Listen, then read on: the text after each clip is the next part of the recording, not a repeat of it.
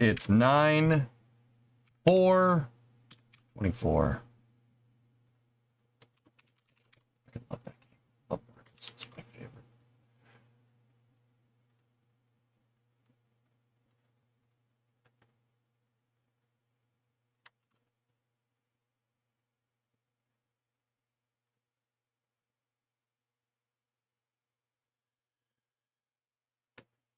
All right. Brent's making new MSC playthrough. Yeah. We're, yeah. Yeah. Yep.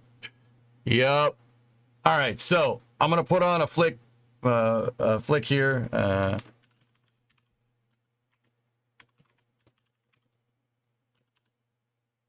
We'll put on ablation, and we will begin at the top of the hour.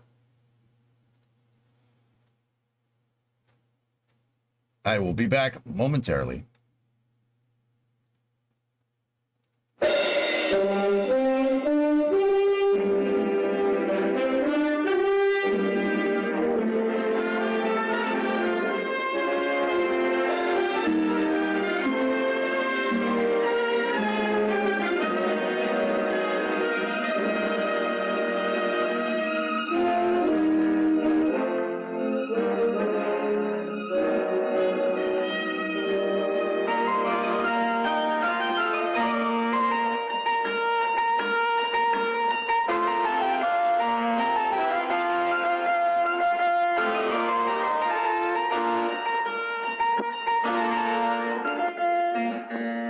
Time when a meteor flashing through the sky struck man with a deep sense of wonder.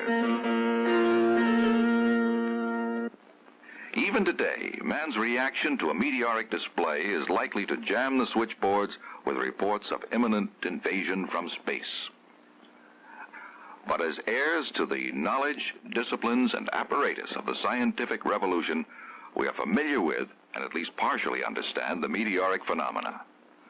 A meteoroid traveling in space outside our atmosphere remains unseen by man, for the molecules in space are so dispersed that collision with them causes no visible effect. If its trajectory traverses the Earth's atmosphere, it becomes a meteor. Here it begins to collide with more molecules.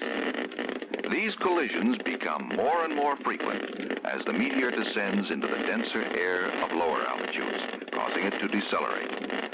Each collision converts some of the energy of motion into heat energy, and the heat continues to increase until the meteor itself becomes incandescent, scribing its visible path through the night sky.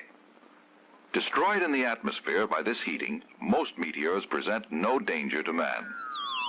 Now and then, one is large enough to survive its passage through the atmosphere to Earth. It is then called a meteorite, and some are very large indeed. Dr. Peter Parameter became interested in meteors early in his career, and once wrote a paper titled, "A thermokinetic description of bodies in passage through a plastic medium of nonlinear density at random velocities and angles, which could be just about summed up with this equation."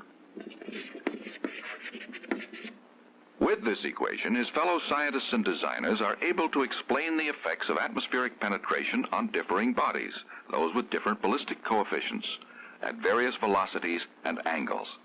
For example, if two bodies of different weights enter the Earth's atmosphere with the same velocity and entry angle, both the heavy body and the light one will begin to heat up at the same time. But impacts of air molecules slow the light body sooner. This deceleration of the light body occurs at higher altitudes, while the heavier, more energetic body penetrates deeper before it reaches peak deceleration. The total amount of heat generated by the lighter one is less than that generated by the heavy one, whose larger mass gives it greater kinetic energy. Two identical bodies with the same velocity entering the atmosphere at different angles also will decelerate at different rates.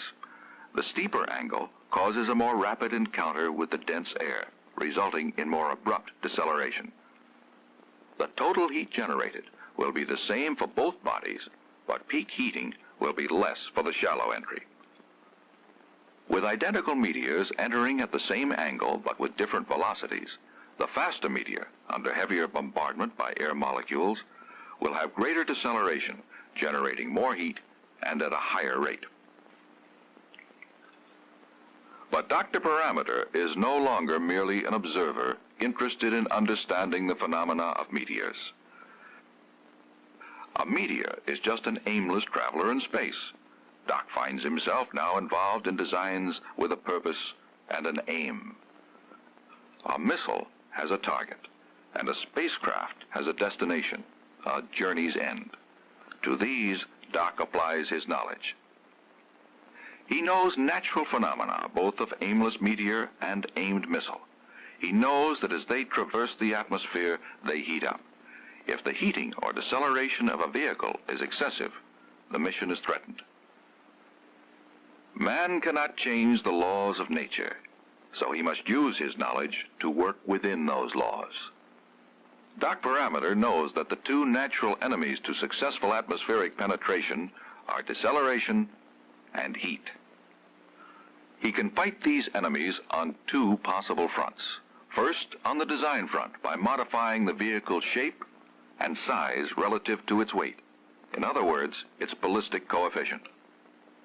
And second, on the program front, by altering the vehicle's trajectory, its velocity, its attitude, and its angle of entry into the Earth's atmosphere. Dr. Parameter is now ready to use his technology to plan a successful re-entry for an ICBM warhead.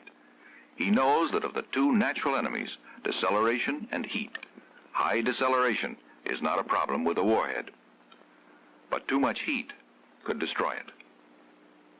He first surveys the project on the program front.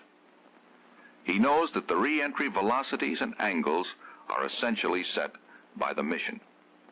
But to reduce heat load, the velocity of the re-entry vehicle could theoretically be reduced by firing a retro rocket. On investigation, he finds that in order to decrease re-entry velocities sufficiently by this method, a retro thrust system would be required weighing many times the weight of the warhead. This method is out. He next considers the possibility of changing the re-entry angle.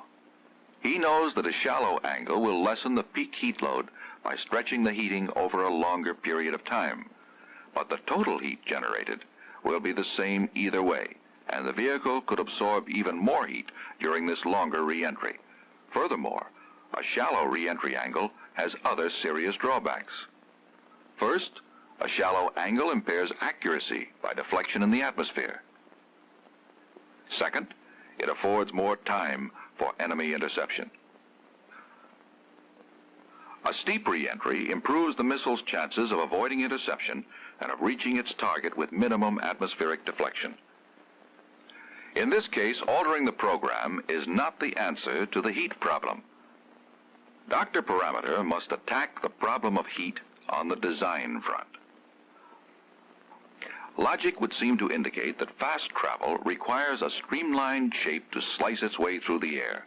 At subsonic velocities, this is true, but at supersonic speeds, the moving vehicle displaces air molecules which bounce off, forming a shock wave. As speed increases, the shock wave becomes more severe, and heating increases. An ICBM will have a free-fall re-entry speed in excess of 23,000 feet per second. At this speed, the heat of molecular collision and friction, shearing of air molecules, is concentrated in a narrow zone along the surface of a streamlined vehicle. The heat generated may cause the temperature to exceed 15,000 degrees Fahrenheit.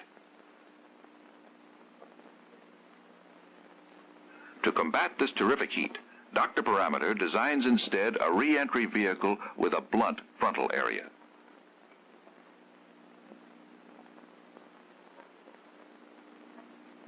The blunt shape creates its shock wave somewhat ahead of the vehicle.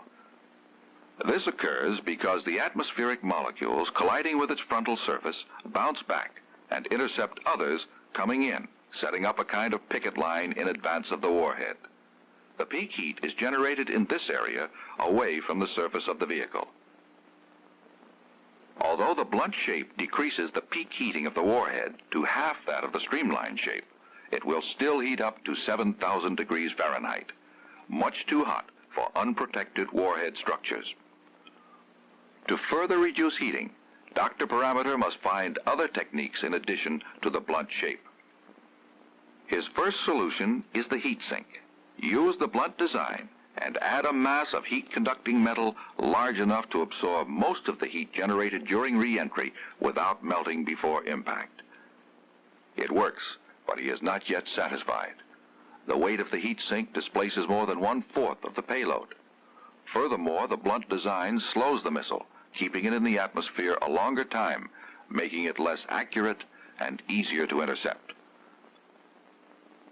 For the greatest accuracy and shortest time in the atmosphere, Doc knows that the streamlined shape is the best, but the heat sink cannot absorb and distribute the sudden extreme heat generated during the re-entry of a streamlined vehicle. Doc reasons, If the heat cannot be absorbed, why not eject it as fast as it's generated? the answer is ablation. Ablation! Coat the frontal surface of the streamlined missile with layers of ablative material composed of fibers, resins, and ceramics. This ablative coating protects the missile from the extreme heat in several ways. It is a poor heat conductor. Its surface gradually melts away, taking heat with it, and its vapor forms a thin insulating layer, deflecting some of the heat from the surface. The ablative principle combats the heat problem effectively and permits steeper re-entry angles while adding a minimum of weight. The streamlined missile, with its increased speed, affords the least possibility of interception and the greatest accuracy. It does produce a huge deceleration factor approaching 150 Gs. Fortunately, this poses no threat to a warhead. But for manned or other recovery missions, the G load is a most important factor. For manned re-entry, this force should be held below 10 Gs. A shallow re-entry angle of about 1 to 5 degrees is the simple answer. The shallower the angle, the less the G load. But this will be sustained over a longer period of time. This means a longer time at high speed through the friction of the atmosphere. Let's take a moment to see why this is not desirable. Dr. Parameter? Thank you. Gentlemen, we have here a kettle of water. Heathcliff, we can use you in this experiment. Oh boy, an experiment. Thank you, sir. Now, if we may have another kettle of water and your stand-in. Thank you. Now we'll proceed with the experiment. Experiment? We'll add the same amount of fuel under each kettle, but alter the form of the fuel under one kettle to make it burn faster. We ignite both at the same time and compare the results. Splendid. I'd like to point out that the fast-burning fuel, although reaching its intensity quickly, exhausted itself quickly. The heat absorbed was negligible. The slow-burning fuel, on the other hand, gradually increases in intensity. It will generate the same total heat load, but over a longer period of time, and you'll notice more heat is absorbed. Thank you, Heathcliff. Thank you, Dr. Parameter. So although the peak heat generated in the shallow re-entry is less, the capsule is in the heating regime for a longer time, and without the utmost protection would absorb an intolerable amount of heat. For manned re-entry, Dr. Parameter overcomes the deceleration enemy through program with the shallow angle, but he must combat heat on the design front. A blunt shape to cause a detached shock wave, a picket line against heat, and ablative materials for additional heat control.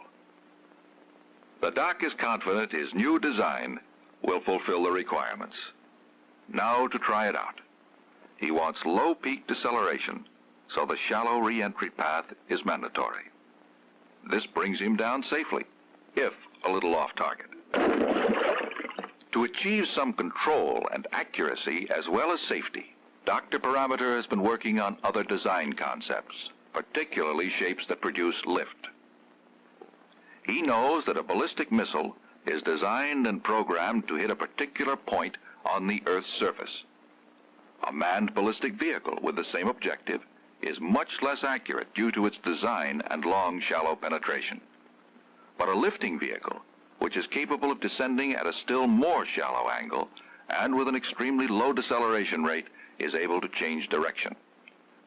This control gives it wide selectivity of landing sites within a large footprint area.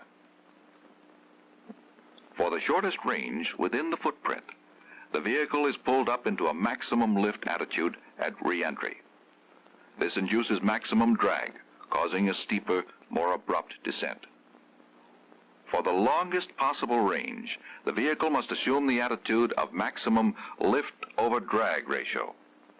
This footprint, huge at first, shrinks gradually as the vehicle descends.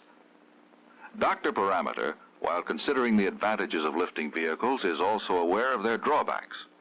First, the lifting structure itself imposes weight penalties, which compete with the all-important matter of payload. Then, lifting vehicles may also spend up to 20 minutes in the heat regime, and being more streamlined, they require a still more complex heat protection system, competing still further with payload. Dr. Parameter, with his associates, has studied the strategy of atmospheric penetration. He knows its natural enemies, deceleration and heat, and has met them on the two fronts of program and design. He has accomplished important objectives. For the intercontinental ballistic missile, the objectives are rapid atmospheric penetration and accuracy. The warhead's natural enemy is sudden, intense heat.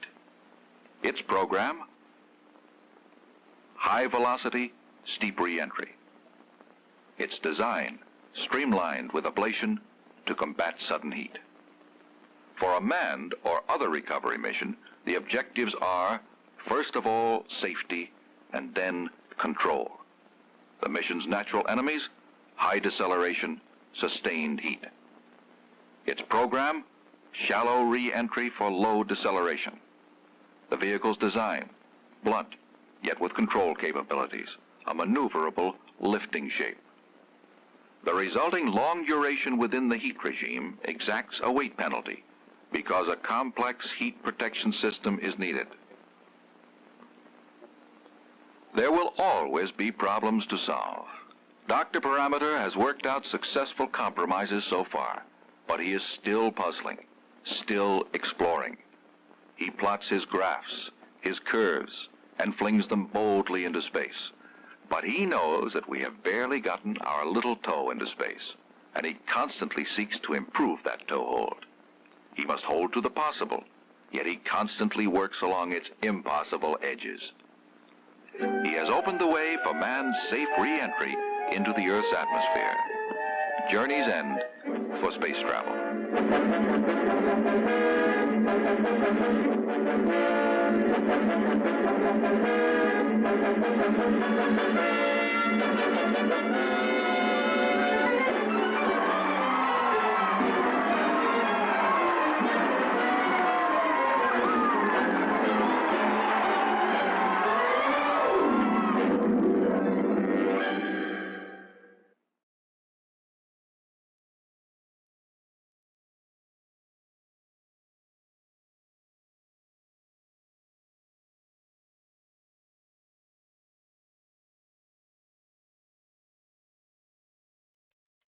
Oh, beautiful. Yeah, beautiful. Perfect.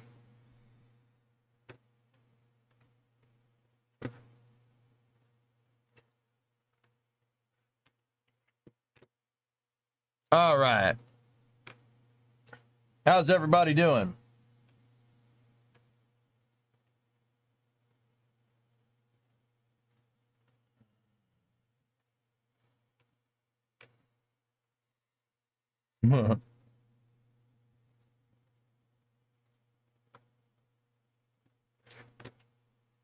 Breathing. That's good. That's good. That's good. All right.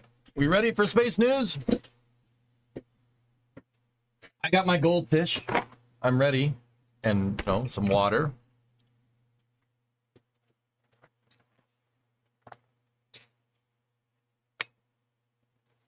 ablation.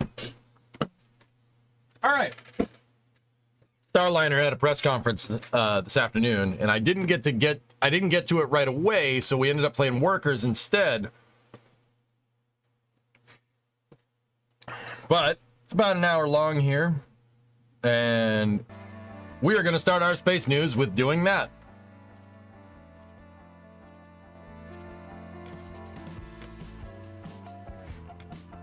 Hey, come here. There we go. All right, so you guys know the drill. During the initial statements of the press conference, I'm shutting up. I'm sitting there and I'm going to listen, so I won't be answering any questions or anything. And then during the press conference, when the press asks a question, I will try to answer, and we will check myself against the answers that the panelists, people on the panel, give. So as a way to make sure that I'm giving you the best information that I can, and a fun and exciting way for you to tell me when I'm wrong. All right. So, that being said, let's jump in.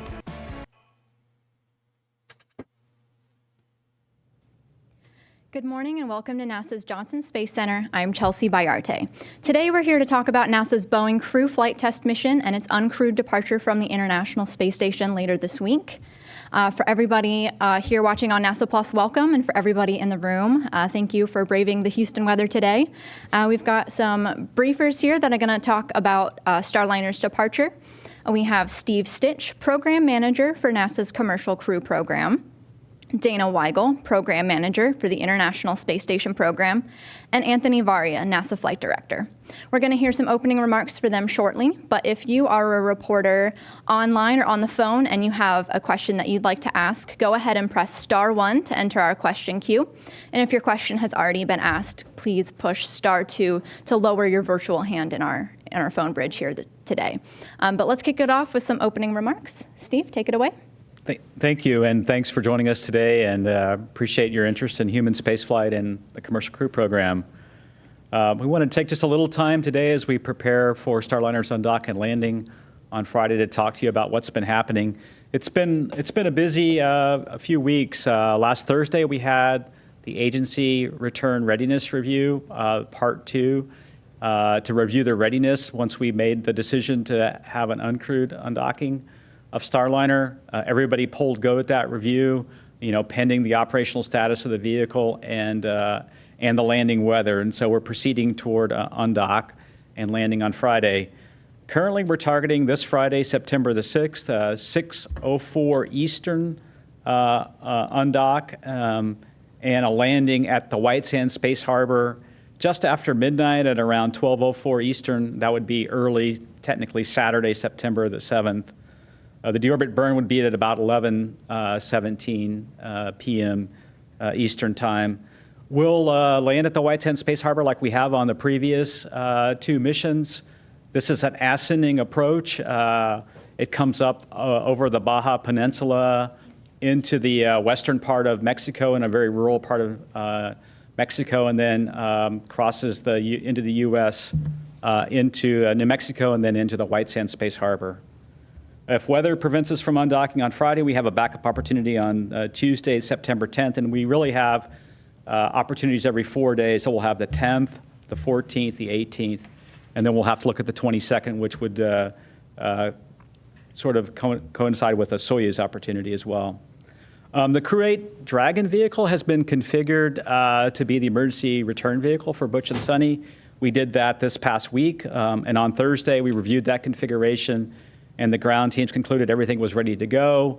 We have the emergency procedures on board, and so upon Starliner's departure now, we'll have the Crew 8 vehicle be ready to return Butch and Sunny in an emergency situation. For Crew 8 also, we're in the middle of doing an inspection of the vehicle. It's a routine inspection for micrometeorite orbital debris on the exterior of the TPS. That's going well, and we should be able to wrap that up in the next few days. And it's been a busy time for Starliner. We've updated the mission data loads. We talked about those. There's like 7 mission data loads, 7 parameters that had to be updated, largely using all the crewed flight test flight software as is. We took that The software put it through a series of runs last week in the avionics and software integration lab at Boeing, and all that checked out really well. We've reviewed that data as well.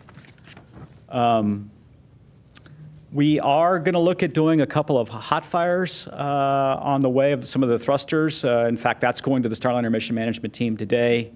We're going to talk about maybe hot firing after we undock and after we clear what we call the approach ellipsoid around the space station. We'll go ahead and maybe hot fire a few of those thrusters, the forward thrusters and some of the aft thrusters. And really the purpose of that is to continue to learn. We've done 2 hot fires while docked, one after 10 days being docked, the other after a couple of months. And so we really want to see how the thrusters perform and what the thrust levels exactly are after we undock and fire them for a little bit. The teams have done a couple of simulations last week. There was a couple of entry and undock simulations. Those went really well. Today, the Starliner's been powered up, getting ready to return the vehicle. So we've powered up the vehicle and it's going well. We've been watching the weather and we'll continue to do so over the next few days. We'll have our undock -2 day weather briefing this afternoon. Right now, the winds have been looking very favorable, 7 to 10 knots, and the clouds are acceptable. We'll just have to watch some chances of rain over the mountains. If the weather looks good, tomorrow we'll close the hatch for the final time around 1:30 p.m. Eastern. And then we'll hold that final series of reviews, the Starliner mission management team and then the International Space Station mission management team. I'm personally looking very forward to getting Starliner back. We've learned a lot on this test flight. We'll continue to learn more, I'm sure, through the undock and deorbit phase. We have a lot of flight test objectives still ahead of us on the flight, and we're looking forward to getting those. The teams are ready, the landing and recovery team's ready, and I can't thank the team enough. It's been a journey to get here, and we're excited to have Starliner return, undock and return on Friday. And with that, I'll turn it over to Dana. Thank you, Steve. And thank you all very much for being here. Appreciate the interest that you have in the Starliner mission and also in the International Space Station. As you heard from Steve, the undocking is planned for this Friday evening around 5 p.m. Central Time. We will have our ISS mission management team formal go, no-go poll tomorrow to support that undocking opportunity. Crew's been really busy this week on board. They're packing up the Starliner and they're getting it configured for the return. As you heard from Steve, last week they spent some time configuring the Crew 8 vehicle to get the cargo pallet into a configuration where we could support an emergency or contingency return of Butch and Sunny. Let's see, Starliner will undock from the Harmony or Node 2 forward port. We'll do a slightly modified departure after the undocking. Shortly after undock, a command will be sent to do a breakout burn. That'll take Starliner up, over, and back behind the station. This alternate approach or this breakout burn is something that we have planned for, and it's something that the vehicle is capable and certified of doing. It just helps us to get Starliner away from ISS more quickly. And I think Anthony will add a little more detail on that operation when he talks. And as you heard from Steve, of course, after departure, the vehicle will continue on with its deorbit sequence, making a landing around 11 p.m. Central Time. We've got a pretty busy fall in front of us. After that, next week, we've got a Soyuz crew exchange starting with 73 Soyuz launch on September 11th. That'll bring up NASA astronaut Don Pettit. The crew will do an exchange and then we'll return NASA astronaut Tracy Dyson on the 72S Soyuz vehicle. Towards the end of September, we'll bring up Crew 9. Once that crewed vehicle arrives, that will become the nominal and the contingency return vehicle for Butch and Sunny. We'll do a normal handover between Crew 9, Crew 8. Then Crew 9 will depart, and shortly after that, we will do a relocation of the Crew 9 vehicle to free up the forward port for the SpaceX 31 cargo and research mission that is slated to launch and arrive in October. It has been a really busy and challenging summer, and I want to extend my sincerest appreciation to all the team members who have worked so hard on the Starliner mission plans, and also to the station industry, research, and international partners who have supported us, along with our changing mission plans and mission requirements. With that, I will hand it over to Anthony. Thank you, Dana. I am the overall lead space station flight director for the undocking. There's a separate team with separate flight controllers and flight directors running Starliner systems, but we all train as a team. And so the joint NASA and Boeing flight control teams are deep into preparations for the undocking of Starliner, and I feel that the team is ready for the coming operations. Since the decision was made to undock uncrewed, we have been preparing through simulations, procedure reviews, and that's with the flight control team on the ground as well as the crew on orbit for the activities that are coming in the next few days. As noted, there are differences between an uncrewed and a crewed departure. For this departure, Starliner will do those immediate thruster burns to get up and away from ISS rather than a normal trajectory that has Starliner stay close to ISS and then head underneath. And this is all using capabilities that are built into Starliner. For all the core functions that Starliner must do to safely get away from ISS, those are capabilities that will be executed by Boeing's flight control team through their software in lieu of having a crew on board. Today, the Boeing team powered on Starliner systems and performed a variety of pre-undock activities, both on the systems and crew activities to get the capsule ready to come home. Tomorrow, Butch and Sunny will review procedures as they will be the ones closing the hatches between Starliner and the space station, and this will set us up for undocking on Friday. To talk a little bit about the timeline on Friday, after configuring ISS and Starliner systems throughout the day, the Joint Flight Control Team will perform a go, no-go poll 45 minutes before undock. That'll be the go for undocking. A few minutes before undock, the Starliner team will send a command to execute the undock sequence, which will retract the hooks that are currently holding Starliner to ISS's forward docking port. Starliner will separate from ISS at 6:04 p.m. Eastern, though all those times are approximate. We could undock a little bit later without impact. 90 seconds after undock, Starliner will start firing its forward-facing thrusters in the breakout burn, which will take Starliner forward and above ISS. From there, it'll be about 3 or 4 orbits until the deorbit burn, which Boeing is targeting for 11:17 p.m. Eastern. This will dip Starliner's orbit into our atmosphere and will allow it to land at White Sands, New Mexico, just after midnight Eastern. If for some reason the joint team decides not to undock on Friday, we have undocking opportunities on several later days, all of which are subject to weather constraints. Once we close the hatch into Starliner tomorrow, we will leave it closed no matter the undock date. And all of this is taking place atop the background of a busy as ever ISS.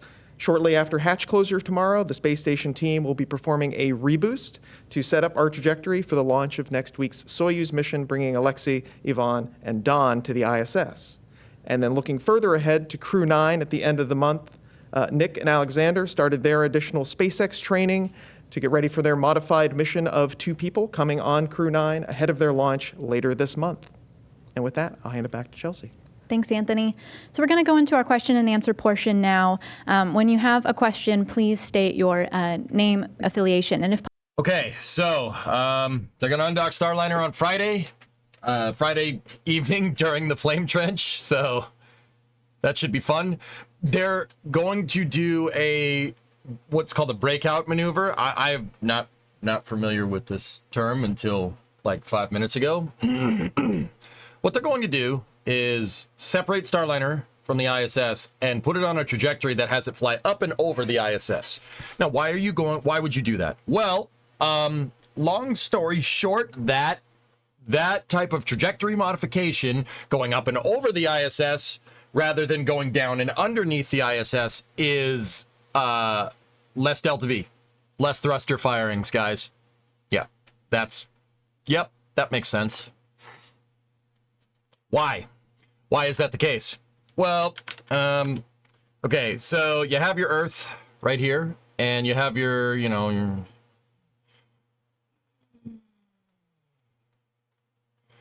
nice, space station right here. Here we go. Maybe you got a little a little wing-a-ling. You know, that looks good coming out of the back of its neck there. So you have your ISS here, right? Please excuse the crudity of this model. I didn't have time to build it to scale or to paint it. Starliner is currently docked at the very front of the space station. So the space station is orbiting this way. This is Earth down here. Welcome to Earth. All right.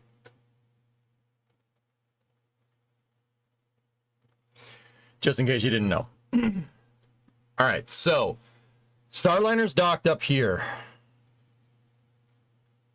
It's docked at the front of the space station. Now, doing a maneuver that would have you back out, stop, right? Go down, stop, and then this way, underneath the ISS, actually the relative motion would be something like this and then like that. This right here requires multiple firings in multiple directions. What does that mean? So Starliner has 6 degrees of freedom, reaction control systems. So obviously, those are your thrust axis right there. 6 DOF. You have on the space station, it's R, V. No. This is V. That's your velocity vector. And then R is your radial vector. And then N, I believe, is what it is. It's your normal vector, right? So that's your X, Y, and Z, so to speak. They're basically relative to the orbital path of the ISS, right? Velocity is traveling in the direction in the ISS. Radial is traveling perpendicular to the velocity of the ISS. And normal is left-right. It's traveling, well, in this particular case, north and south relative to the ISS. Now, Starliner is lined up on the velocity vector. It's lined up at the forward port, PMA2. So it's right at the front. There's a dragon right here on the velocity vector, or the radial vector right there. That's crew 8 right there, right? Yeah, I know. Great drawing. That's just a square. So why would Starliner do this? Why would they opt to go up and over? Isn't that going to cost more delta V? No. Nope. In order to do this, go back outside of the ISS kind of keep out sphere, back out of the keep out sphere, stop, and then do a radial and a velocity burn at the same time to get yourself to go down and under here, underneath the ISS. Actually, it would frankly be like that. It would be going that way if you're doing that type of burn. Doing something like that is going to cause, you're doing more thruster firings. You're burning on your radial and your velocity vector right there. That requires more duty cycle from the thrusters, which we know from this whole entire mission is a gigantic no-no, right? So now I know what you're going to think. Well, why is doing that better? Isn't going further away don't you need to burn radial to do something like that? Well, no. Long story short, no, because of differential eccentricity, orbital mechanics. This kind of is backwards, and it might be a little bit weird for people to understand. But here, let's just do another diagram up here. So you have 2 different orbits, right? If you have one that's a perfect circle, and then you have one that's slightly eccentric, right? Right, there's gonna be points where they pass each other, right? But for the most part, one thing is going to be a little bit higher than the other, and it's going to slow down. This over the top burn from Starliner means you only need to burn on your velocity vector. Much less stress on the thrusters. You're only burning on your velocity vector. In this particular case, Starliner, relative to the ISS, is going to do a prograde burn. By burning that way, once again, here's our diagram. By burning that way, you're changing what's called the eccentricity of your orbit. You're increasing AP, or apogee. That's AR, as opposed to perigee. So if the perigee of your orbit is equal to the ISS's altitude, right, which is about 400 kilometers, or about 270 miles, right, and they do a slight, very, very, very, very, very, very slight burn to get the AP to be like 401, right, kilometers, right? Starliner is actually going to slow down, but it's going to increase in altitude. This is a much, much less stressful flight regime for the thrusters. You're not going to burn them out. So what Starliner is apparently, what it's basically going to do is do that breakout maneuver and do a prograde burn. Even though the capsule is facing backwards, it's still going that way at about 17,500 miles an hour, about 28,000 kph, still going that way. So even if it's backwards, you fire the backwards facing thrusters that are facing this way, right? You're still doing a prograde burn. Your capsule is just pointed in the wrong direction. The axis orientation of this, radial, normal, velocity, those are relative to your trajectory, not relative to the vehicle. Now, with this particular case, the ISS stays perfectly aligned with its velocity vector because solar panel tracking, ship docking, etc., etc. Basically, the ISS is always, the bottom of the ISS is always facing the ground. It flies with its velocity vector. And that's partially because of the big freaking gyroscopes that are on board, but that's another story. So, doing a posigrade burn right here on the velocity vector is going to make your orbit eccentric, right? Just like I said. That differential eccentricity, even and the relative to the ISS, which has relatively zero eccentricity, its orbit is more or less a perfect circle, is going to make it so Starliner looks like it's doing something like this, even though it's really not. It looks like it's going to make it look like it's going to rotate around the space station, and no doubt if they stream it, we're going to get some most excellent views. It's going to be amazing. But this way uses less. It uses less. It's less firings for the thrusters this way because you only have to do a burn this way. Now, if you were going to do this, right, you'd have to go back here. You'd have to stop. You'd have to do the burn that we were talking about. You'd have to stop, and then you'd have to burn. You'd have to fire your thrusters that way, right? A radial, what's called a radial out component, a radial out burn component that would basically shift your orbit. It would, this type of burn, depending on when you did it, right? Which is why dockings have specific timings, right? This kind of burn, whenever you would do it, would actually push your orbit in a little bit. It would push your perigee down, but push your AP on the other side of the orbit up. Now, because you're doing that radial component, that radial burn, so you have a velocity burn, then you have to stop. You have to basically do another velocity burn to stop right there, right? And then you have a radial burn, and then you got to do another radial burn to stop, right? That's how Dragon gets near the space station. Because you have to do that, right? You're firing the thrusters a lot over a short period of time. That's why they want to adjust the trajectory, because they want to make sure when they go to do the re-entry that, you know, you're not blowing out any more thrusters than you need to. Once again, changes to the trajectory are pretty much the reason why Starliner is going to come back. Now, that velocity back, stop, radial stop would make it do this. That's what, actually, like I said, it would do something like that relative to the ISS. But this kind of lightened trajectory is going to make Starliner fly up and over the ISS like that. That's what it's going to do. That is much less stress on the thrusters, which, once again, are a line item here. Anyway, sorry. Context. That's important to understand. And I bet you the press asks questions about that. I'll bet you there's like 4 or 5 questions. Why are you flying over the ISS? Doesn't that take more fuel? I'll bet you. We'll see. Who wants? Try me. Shake on it. Anyone?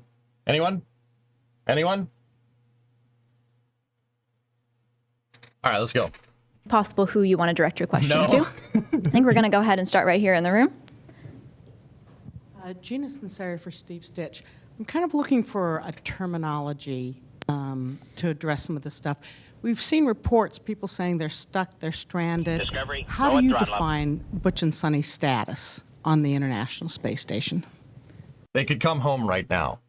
In the event of an emergency, they jump into Starliner and come down, fly a modified trajectory, make it home, no problem. If the poop hits the fan in space, guys, you guess. You take a risk because your risk is already heightened because it's an emergency, right? They're not stranded. They could have come home at any time if something goes horribly wrong. NASA's keeping Butch and Sonny. NASA's kept Butch and Sonny at the ISS these last two and a half months now. It's 2.5 months at this point, almost 3. They've kept them there because, one, it's a test flight, right? First and foremost. And 2, you know, you're playing with house money because you have Dragon. Redundant dissimilar architecture, right? Okay, let's see if I'm right. D-Pick, thanks for the 47. Yeah, it's interesting. We get a lot of terminology. I mean, they, you know, in my view, they were never really, they're never stuck or stranded. They always had a way to depart the space station. And to me, when somebody is stranded, there's a location where they cannot leave. And so they had Starliner as the vehicle that they could depart from for a period of time. Now the Crew 8 is their emergency return vehicle. And when Crew 9 gets there, that will be their vehicle. That will be their return vehicle for nominal and any emergency. So they're really a part of the expedition. They've transitioned from their role as Starliner test pilots, and now they're part of the expedition, working day in and day out with Dana and her team. So. We'll take another question here in the back. Oh, thank you. Mark Carreau with Aviation Week and Space Technology. Once Starliner undocks, how long can it operate in an automated mode? I don't know the exact answer to this question. I know that capsules can operate a lot longer when there's not people on board because, you know, the computers don't necessarily need oxygen to, you know, computer. I don't know. With its solar panels, it could be indefinitely up there. It could stay up there for a pretty good while without anybody on board. Yeah, I don't know the exact number. I would guess they wouldn't want to keep it up there for much longer. But remember, the capsule is designed to stay tethered to the ISS for 6 months at a time, so it could stay up there for a good while. I'm not sure what the exact number is, and I don't want to guess. Once Starliner undocks, you know, really it's only going to be limited by propellant, I would say. So, I mean, it could operate for days if it needed to. But the plan right now, obviously, is to undock, as we talked about, at 6:04 and then land, you know, that evening, you know, some 6 hours or so later. But if it needed to loiter, it's got that capability. Really, the only limiting consumable would be the thruster, the propellant. So. Hi, I'm Jason. I get partial credit for that one. Yeah, I was thinking more electrical, but yeah, the propellant would be more of a bottleneck than your electrical because you can't station keep. But yeah, I would say I didn't get that question right. Miles from KHOU here in Houston. Can you talk about logistically for the 2 astronauts, you know, going from what was supposed to be a short-term mission to a longer-term mission? I saw an interesting article somewhere this week about even their fitness. You saw an interesting article somewhere this week. Okay. Routines and things change along with everything else. Can you speak to how they're doing in that regard? Sure. Let's see. They're going to be working out, guys. You never skip leg day on the ISS. They probably had to take on a regular expeditionary fitness regime, if I had to guess. So that's what Dana's going to say. They're, you know, as Steve said, they're moving into an expeditionary role, meaning they're just part of the ISS crew. And so when you're up there for a long duration stay, right, you're going to, you really need to not skip leg day. You do not want to get atrophy up there, muscle atrophy and bone mass density loss. You will basically go quap yourself when you come back down. If you stay up there for 6 months and you don't work out, yeah, quap yourself. That's your vocab phrase for the day. And you know, if you understand what that means, you know the exact picture in your head, what I'm talking about. You just right? You got to work out every day. You have to. 2 hours. You have to. Okay, so you won't just fall over like a rag doll when you come back down into the grav well. You can go into cardiac arrest if you have atrophied muscles and you come back down into the grav well and you start just doing your daily thing. Your heart will start beating insanely fast because you're trying to move blood to these muscles, which are just not designed. They haven't been in the Earth's gravity for a little while, right? So you'll basically, yeah, your heart will explode like a baked potato. Yeah. You don't want that. Yeah, let me tell you something. You don't want that. Let me back up a little bit. Since we knew this was a test flight, with intention, we put them through long-duration space station training a few years ago. And so they've finished all the same training that a normal expedition crew would do, fully qualified in all of the complex areas, spacewalks, robotics, et cetera. Butch and Sunny have also both done expeditions on board station, so they're very familiar with what that looks like. So we had them well prepared to move into this role. In terms of what does it look different, you're right, there are some differences between short duration and long duration crew. A lot of that is in the exercise arena. You know, if you're doing a really short duration mission, exercise is optional for the very shortest duration missions, something like an 8-day mission. When we do long duration, that we do switch them over to a standard long duration mission. And so as they've been on board later, we have adjusted their routines. And so they're at the point now where they're doing the normal routines and exercise that we would do for long duration crew members. Yeah. Oh, yeah. We'll take some questions from our phone bridge now. We'll start with. Who is she? Charles, that's Dana Weigel. She basically runs ISS logistics. Yeah. Dana's pretty cool. So that's Steve Stitch over there. He runs the commercial crew program. So that guy's in charge of Dragon and Starliner. And this gentleman over here, his first name's Anthony. I forget his last name, but he's a flight controller. He's going to be flight controlling Starliner's undocking. Yeah, pretty cool. It's pretty good, pretty talented personnel on the screen here. Bill Harwood. Where did they get the extra food? Willie, the ISS basically has a stuffed pantry all the time. They, consider how much food they're going to have over 6 months and then give them like 18 months of food with these ISS resupply missions. They have enough to stay up there for a very, very long time. Basically, if you want to go up there for supper, plenty of food on the table. Like if your test flight ends up staying 3 months, it's not a big deal. This is why we do periodic resupply. In fact, there's going to be another Dragon resupply sent up there. There was a Cygnus sent up there, if my math is serving me left, right before Starliner launched. And then Progress also does resupply for the ISS as well. Yeah, so the Progress, the Russian Progress capsule. What are we watching? This is the Starliner press conference from this afternoon. With CBS News. Yeah, thank you very much, guys. A quick one for Anthony. Do you have the burn duration in Delta V for deorbit? And for Steve Stitch, the crew's not on board because, NASA said there was enough uncertainty in the performance of the systems to warrant, committing people to the reentry. How confident are you, and I know you polled to keep the crew on board station, but how confident are you that the Starliner is going to make a successful landing? I mean, it seems like everybody's expecting that, but yet there's no crew on board. So, how do you sum up your feelings about the health and welfare of that spacecraft? Thanks. What was his first question?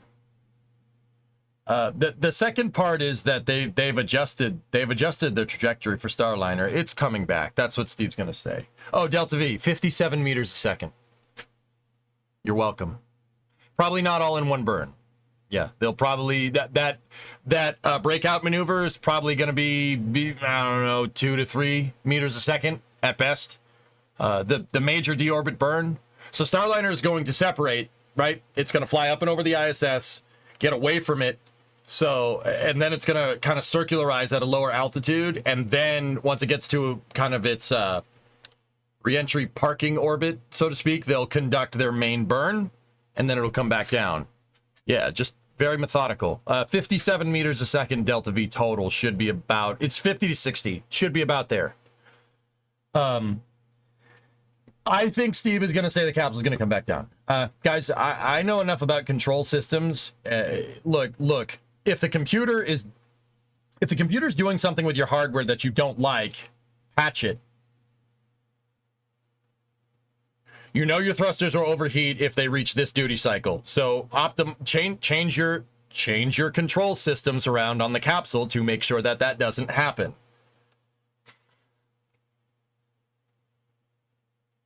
That I think, honestly, if you really want my honest opinion, that's probably the fix for Starliner from now on. Just don't pulse the thrusters a lot, because you can break them. But yeah, we'll see what Steve says. Well, I'll take the deorbit burn question. So in terms of the delta V, that's going to vary based on a number of factors. So I don't want to give you an exact number on that, but the burn duration is really only about a minute. So if you're used to Dragon, it's a much quicker burn than that using the big OMAC engines that we have on Starliner. Yeah, one of the things we did yeah. assess is the thruster health relative to the reentry, and we have requirements for protecting the public as well. And so, we have confidence in the thrusters. We went and looked at the thruster performance. We did some extra studies on could the thrusters degrade. If they did, we have a lot of redundancy in each thruster. We have 4 thrusters. The only thruster that we're going into the deorbit burn likely to have down is what's called B1A3 in the bottom doghouse. One of the 2 aft firing thrusters there is likely not to be functional, but all the other 27 thrusters are functional. We've assessed those. We have redundancy in those thrusters. We expect to have a good deorbit burn. And once the deorbit burn happens, then the forward thrusters are used to really push the vehicle away, push the service module away to spin it up and then do the disposal burn. So we have confidence in the vehicle. We have confidence that the deorbit burn will be executed, and we've had 2 good landings with Starliner so far, and we're expecting another one Friday. Yeah, guys, like I said, if it's malfunctioning, you could do something about it. You don't just sit there and be like, oh, it's gonna explode, all right, whatever. No, they now that, well, it's not enough to warrant putting people on, but the thruster behavior is understood. They're gonna, sorry, I had to pause it. I hate it when I pause it when someone's making a funny face. Yeah, if they know where the upper limits of these thrusters are based off of the uphill ride, so they're gonna adjust. They're gonna adjust based off of that, right? Friday is the undock, dudes. Friday's the undock. Another question from the phone bridge. We'll go to Stephen Clark with Ars Technica. Hi, thank you. I think my question is probably for, whoever wants to take it, I guess. The breakout burn after separation from ISS, is that a different profile than you use for OFT2? And is it just to get the Starliner away from the station faster due to the added risk of these thruster issues that are kind of still an unknown? I already explained this one. I explained this one right at the start of the questions. So if you're keeping track and you bet against me about the press asking about the optimized trajectory question, yeah, sorry, you owe me $50. I just lost $1 to myself. No, I saw that one coming. You owe me $50. You said it was going to be a touchdown pass. The Waterboy's killing him. The best tackler I've seen since Joe Montana. Joe Montana was a quarterback, you idiot. I said Joe Montana. And secondly, any cargo you're bringing back on this mission to return on Starliner? Thanks. See, I can take the beginning of that question. I didn't hear quite the end, so we might need to come back to that. But the breakout burn versus what we did on OFT2, I have to use my hands on this one. So, for Starliner on OFT2, the standard profile is for it to undock, kind of back up along what we call the V-bar, the velocity vector of the space station, and then start a burn to go up and over space station. And this is kind of a dress rehearsal for the fly-around inspection that is part of what the capabilities of the commercial crew vehicles can do for us. And so it'll get to the top of station and then do a departure burn to send it down underneath station and coast underneath on the co-elliptic, as we call it, waiting for its time to deorbit. In this case, what we're doing is the breakout burn, which will be a series of 12 burns, each not very large, about 0.1 meter per second each. And that is just to take the Starliner away from station and then immediately start going up and away. And eventually it'll curve around to the top and deorbit from above station a few orbits later. And so the reasons we chose doing this breakout burn is simply it gets the vehicle away from station faster, and without the crew on board able to take manual control if needed. There are just a lot less variables that we need to account for when we do the breakout burn, and allows us to get the vehicle on its trajectory home that much sooner. Yeah, and I would add, Anthony did a really good job of describing the trajectory, but it really puts less stress on the thrusters. In other words, there's a lot fewer thruster firings.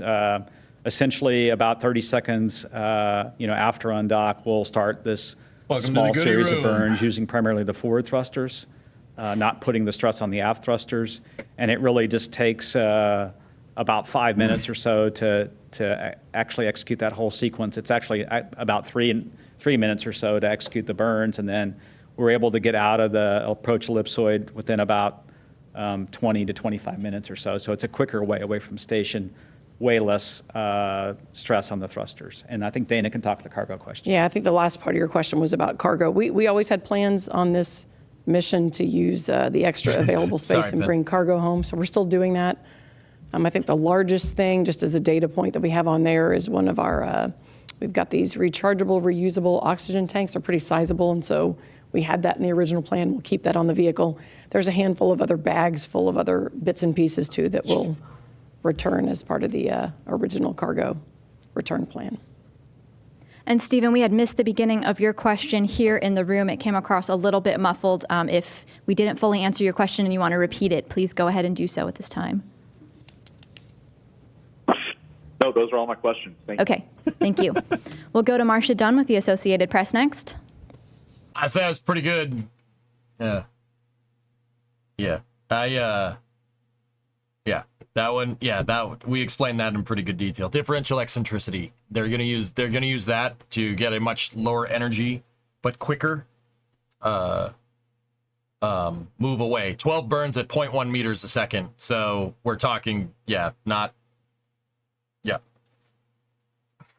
not very fast. But that is using differential eccentricity is the way to move it away the fastest. If you want to do that, you could do that in Kerbal too, if you want. It just takes one burn. Just undock from your station and hit the N key.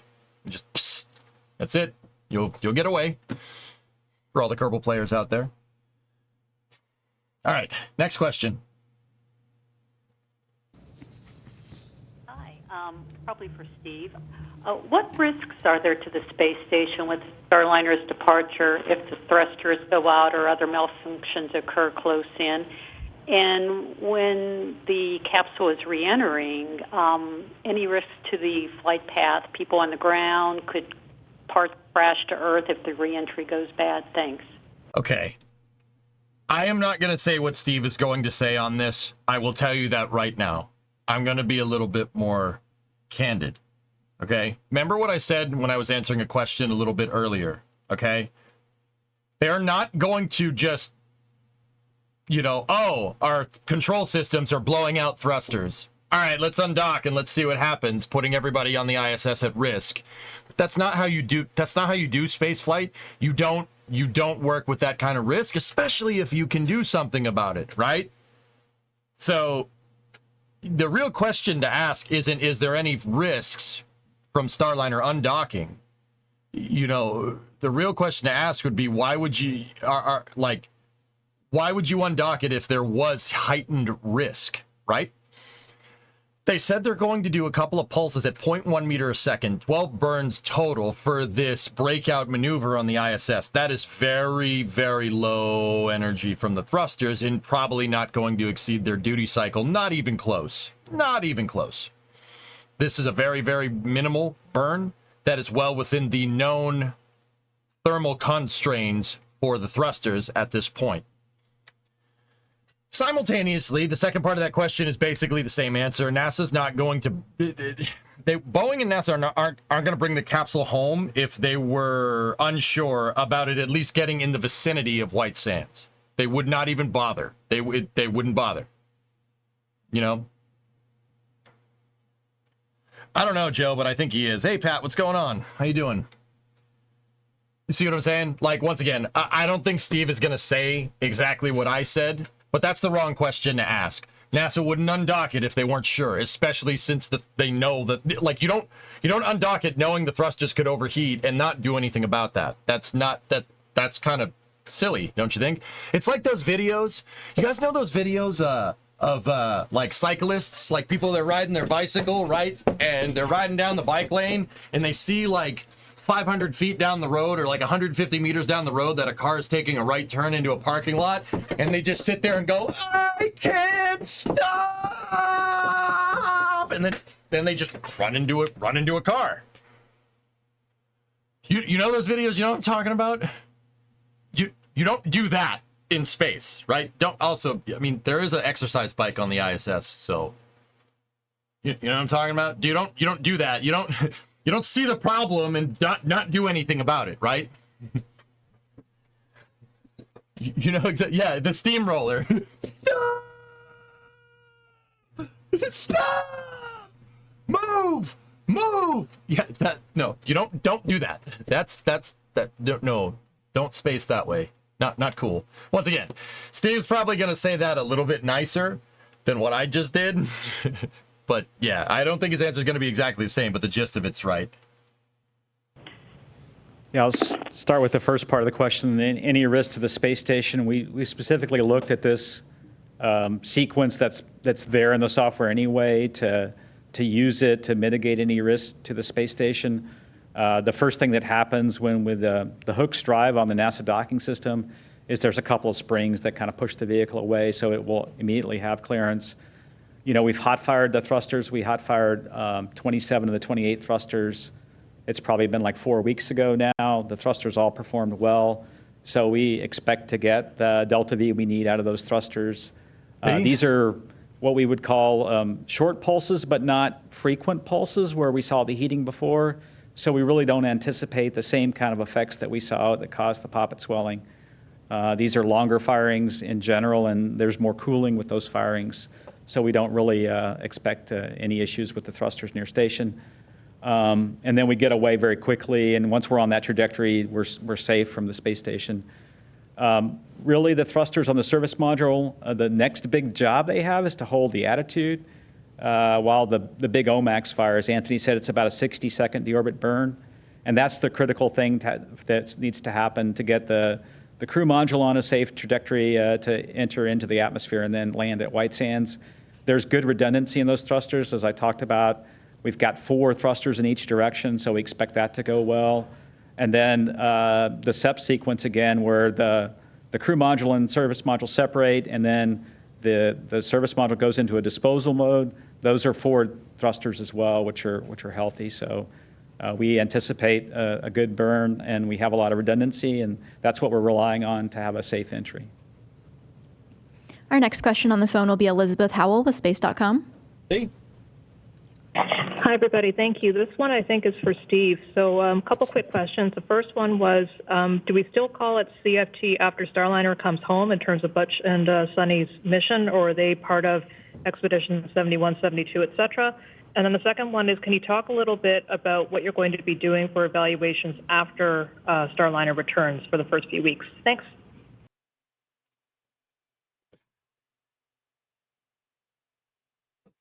I'm sorry, the freeze frame. Dude, the eyes tell all, man. The eyes tell all. Look at it.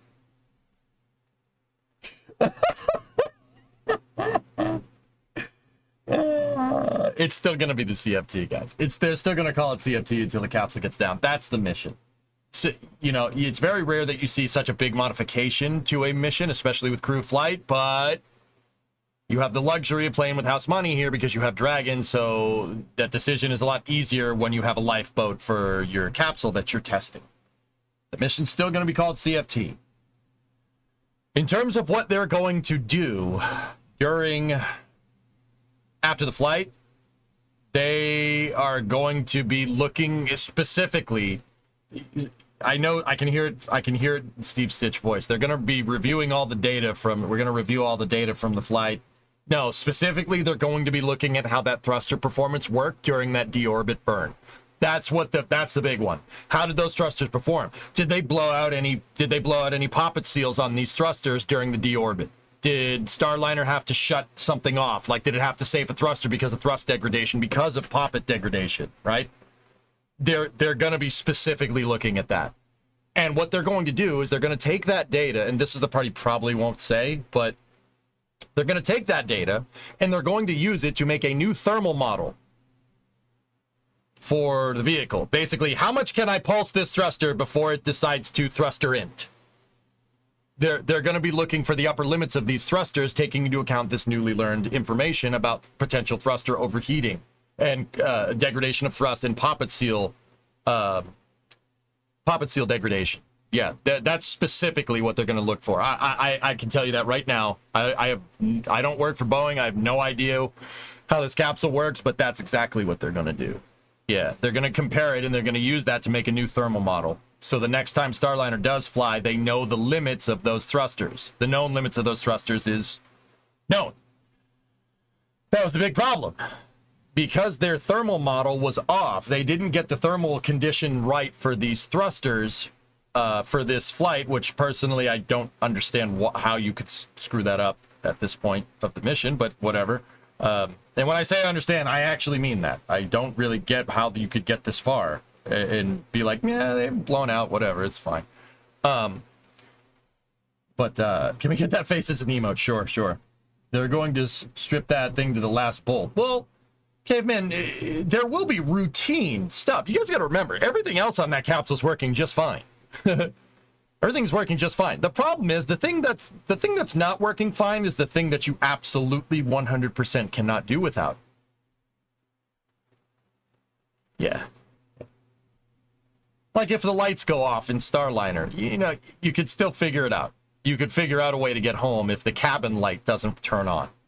If your thrusters don't work, there's really no way to do that. Life support would be another line item you absolutely need. Electrical power, life support, thrust, you kind of need those three things are big ones. Yeah, you need those. Yeah. Bring spare light bulbs. I'm pretty sure it's using all LEDs, Wiz. You'd be out of your mind to put an incandescent bulb in a spacecraft. Like, I mean, I'm sure it's been thought of. I'm sure somebody's done it somewhere, but yeah, it's probably all LEDs.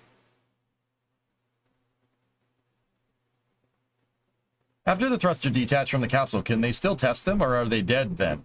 That's a good question, Finn. I don't know. Probably not.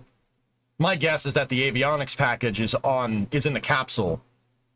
Yeah, it probably wouldn't be in the service module. Break out the candles. Yep. Crapper's clog. Merry Christmas. Oh, also, the toilet is something you can live without, too. That happened on Dragon, by the way. Spilled pee all over the floor.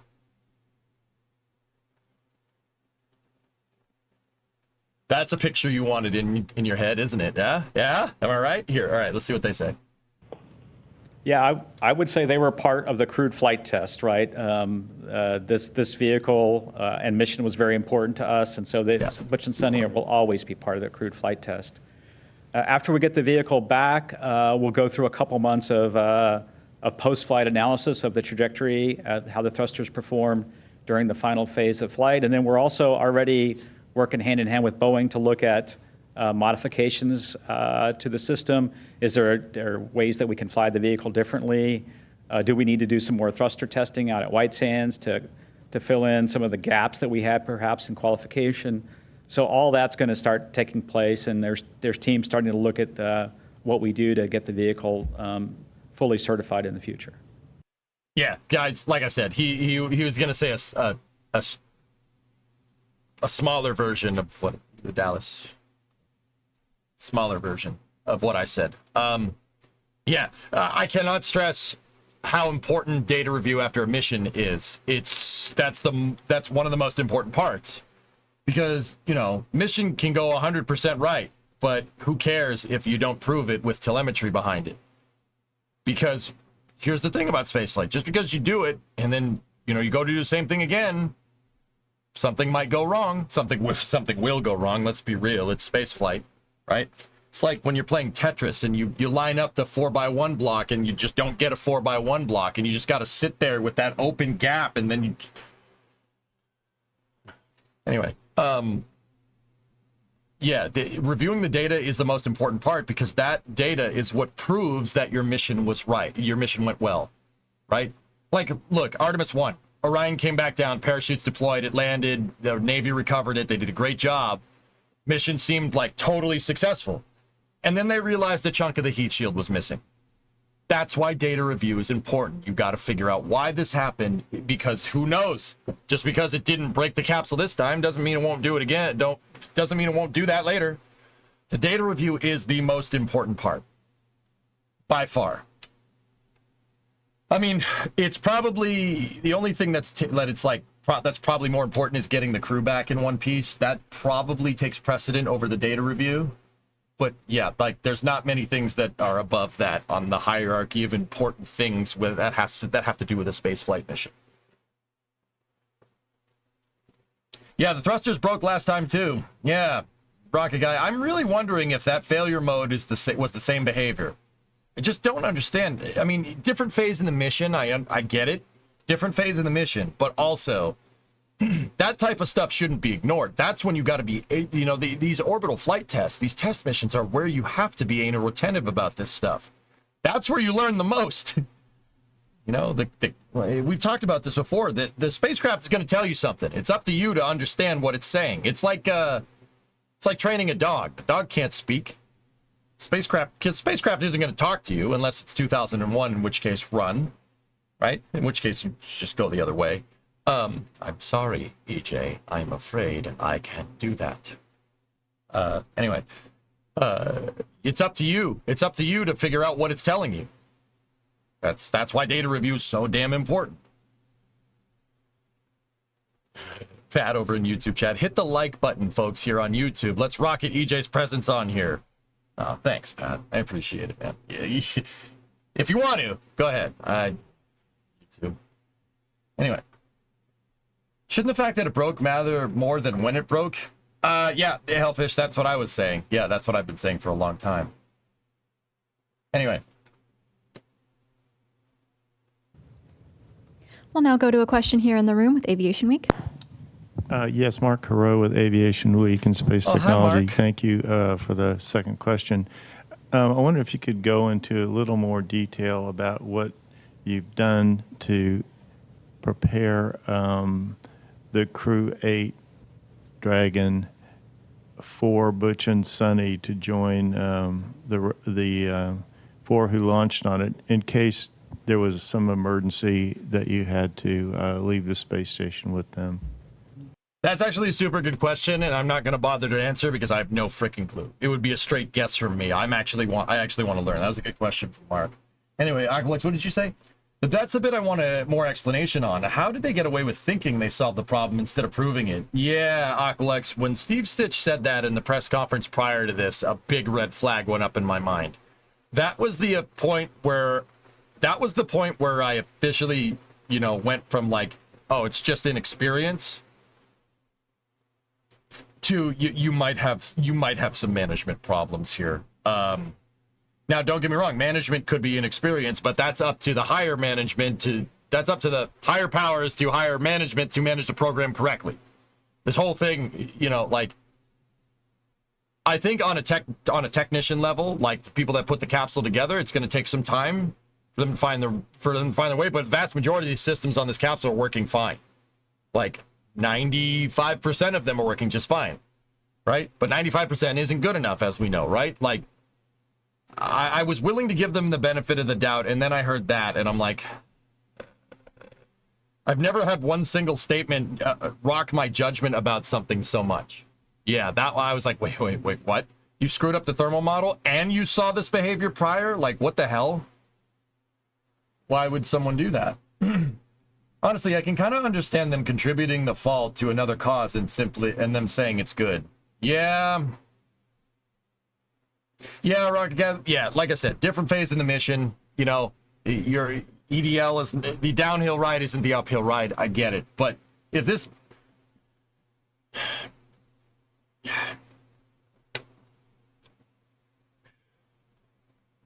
it sounds like the control systems and the manual control and the flight regime didn't take into account the potential for thruster blowout. which once again, that's a management problem. That's project manager all day.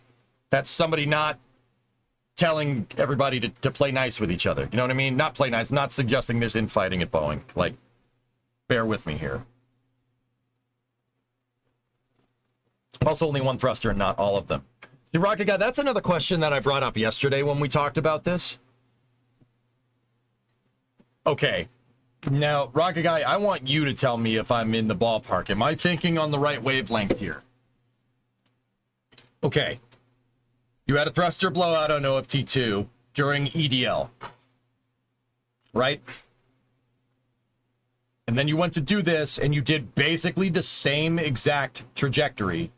Same exact thing, but with people on board and doing a manual demonstration test. Now, the manual demonstration test is where they first started to see the big problems, right? Right? And then the Starliner's control sensor started going, nope, I'm shutting this thruster off. That one could blow out. That one could blow out. That one could blow out. Stop it. Just stop what you're doing, right?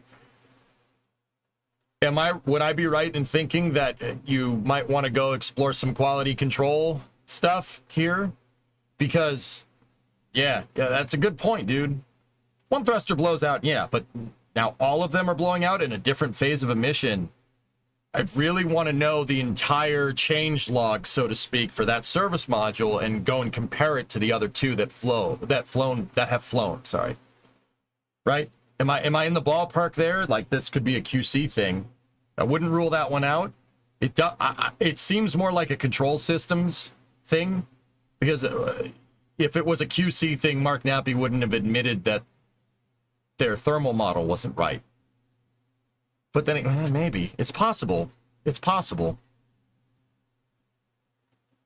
Did doing manual control put extra stress, causing it to blow out sooner than reentry? Yeah, John, yeah, that's what happened. But, dude, there's no way you wouldn't have taken that into account. That's a critical phase in the mission. Manual control demonstration test in close proximity to the ISS. You don't just be laissez-faire about that. You don't just be cool with it. It's fine. Right? That's no good.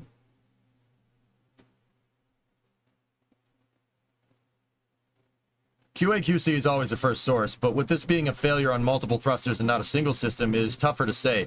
Could be a batch QA/QC issue. With that, you should see similar issues across the disparate valves. Yeah, see, it's a hard problem to solve, man. Yeah, anyway, let's hear Mark's question. You want to take that? That was a good question. What about the pallet? Yeah. So what we have done is we've configured in the cargo area on Crew 8 what I would call temporary seats. So we've used some of the items on the space station to build a temporary seat for Butch and Sunny.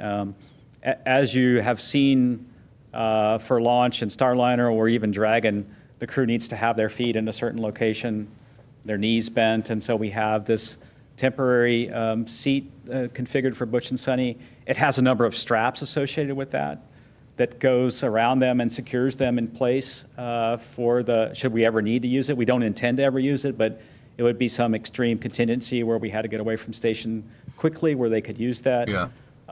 We've analyzed that from airflow perspective, and we've got good airflow down there. We know that they can get the air they need. We've practiced hand signals for communication should we need that. And we've also analyzed it for the landing and parachute event, and the loads on the body are acceptable in these temporary seats that we've configured. Those, he said down there.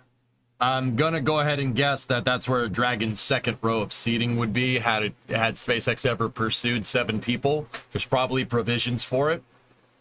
But how cool is that? It made a freaking seat. Make a seat out of spare parts. That's cool, man. Some Martian stuff right there. That's pretty neat. This is in case something goes wrong before the Crew 9 capsule comes up, but after Starliner leaves. This is their emergency contingency in case something really bad happens over the next month on the space station.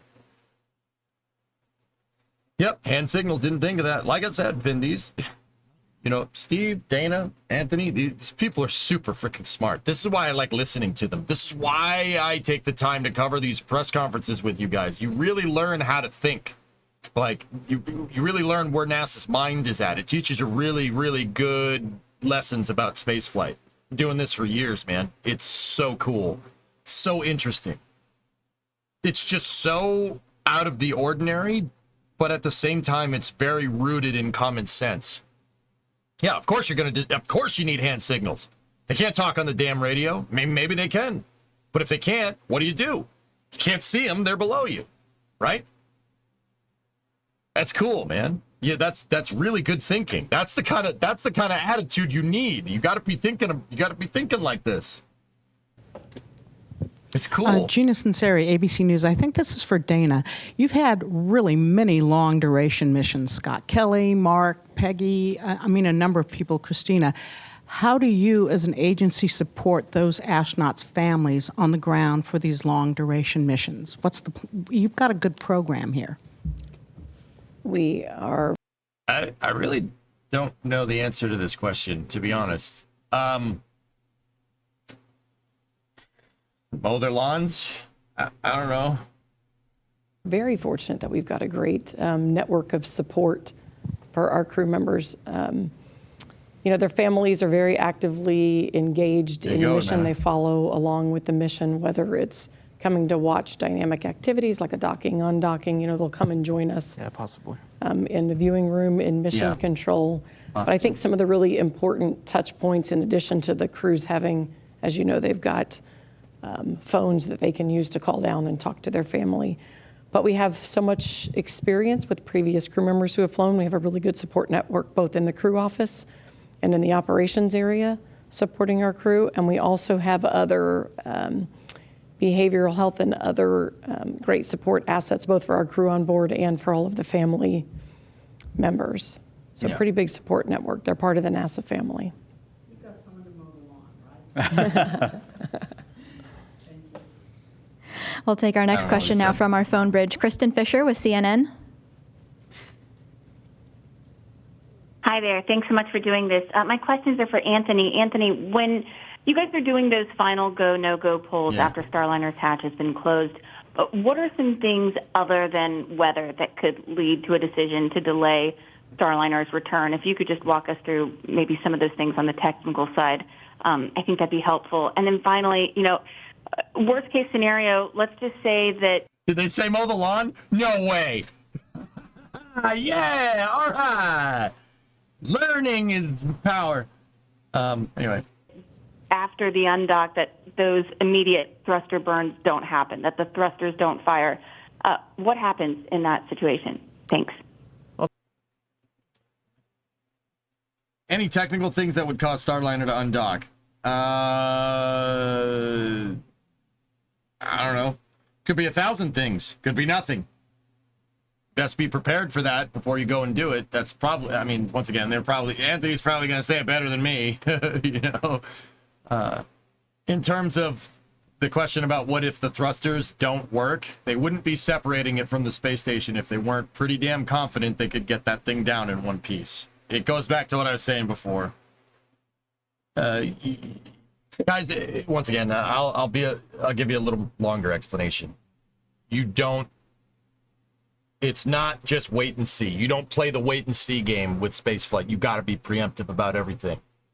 Do not undock that capsule unless you're about as confident as you can be that it's going to come back down. You're not even thinking about if all the thrusters shut off. Because right there, you're thinking defensively, and thinking defensively like that is how people get killed. I'm serious. You can't, because admitting that you could have the thrusters completely fail, right, is the second you admit that your design wasn't good enough. Your design is not designed to do what you want it to do, right? So that's a terrible design. It's not doing what you want. What is it doing now? Follow the magenta line. No, that's not how you go about doing space flight. Now, it could be a more poignant question here, right? It's a more poignant question because of what's going on with Starliner's thrusters here. But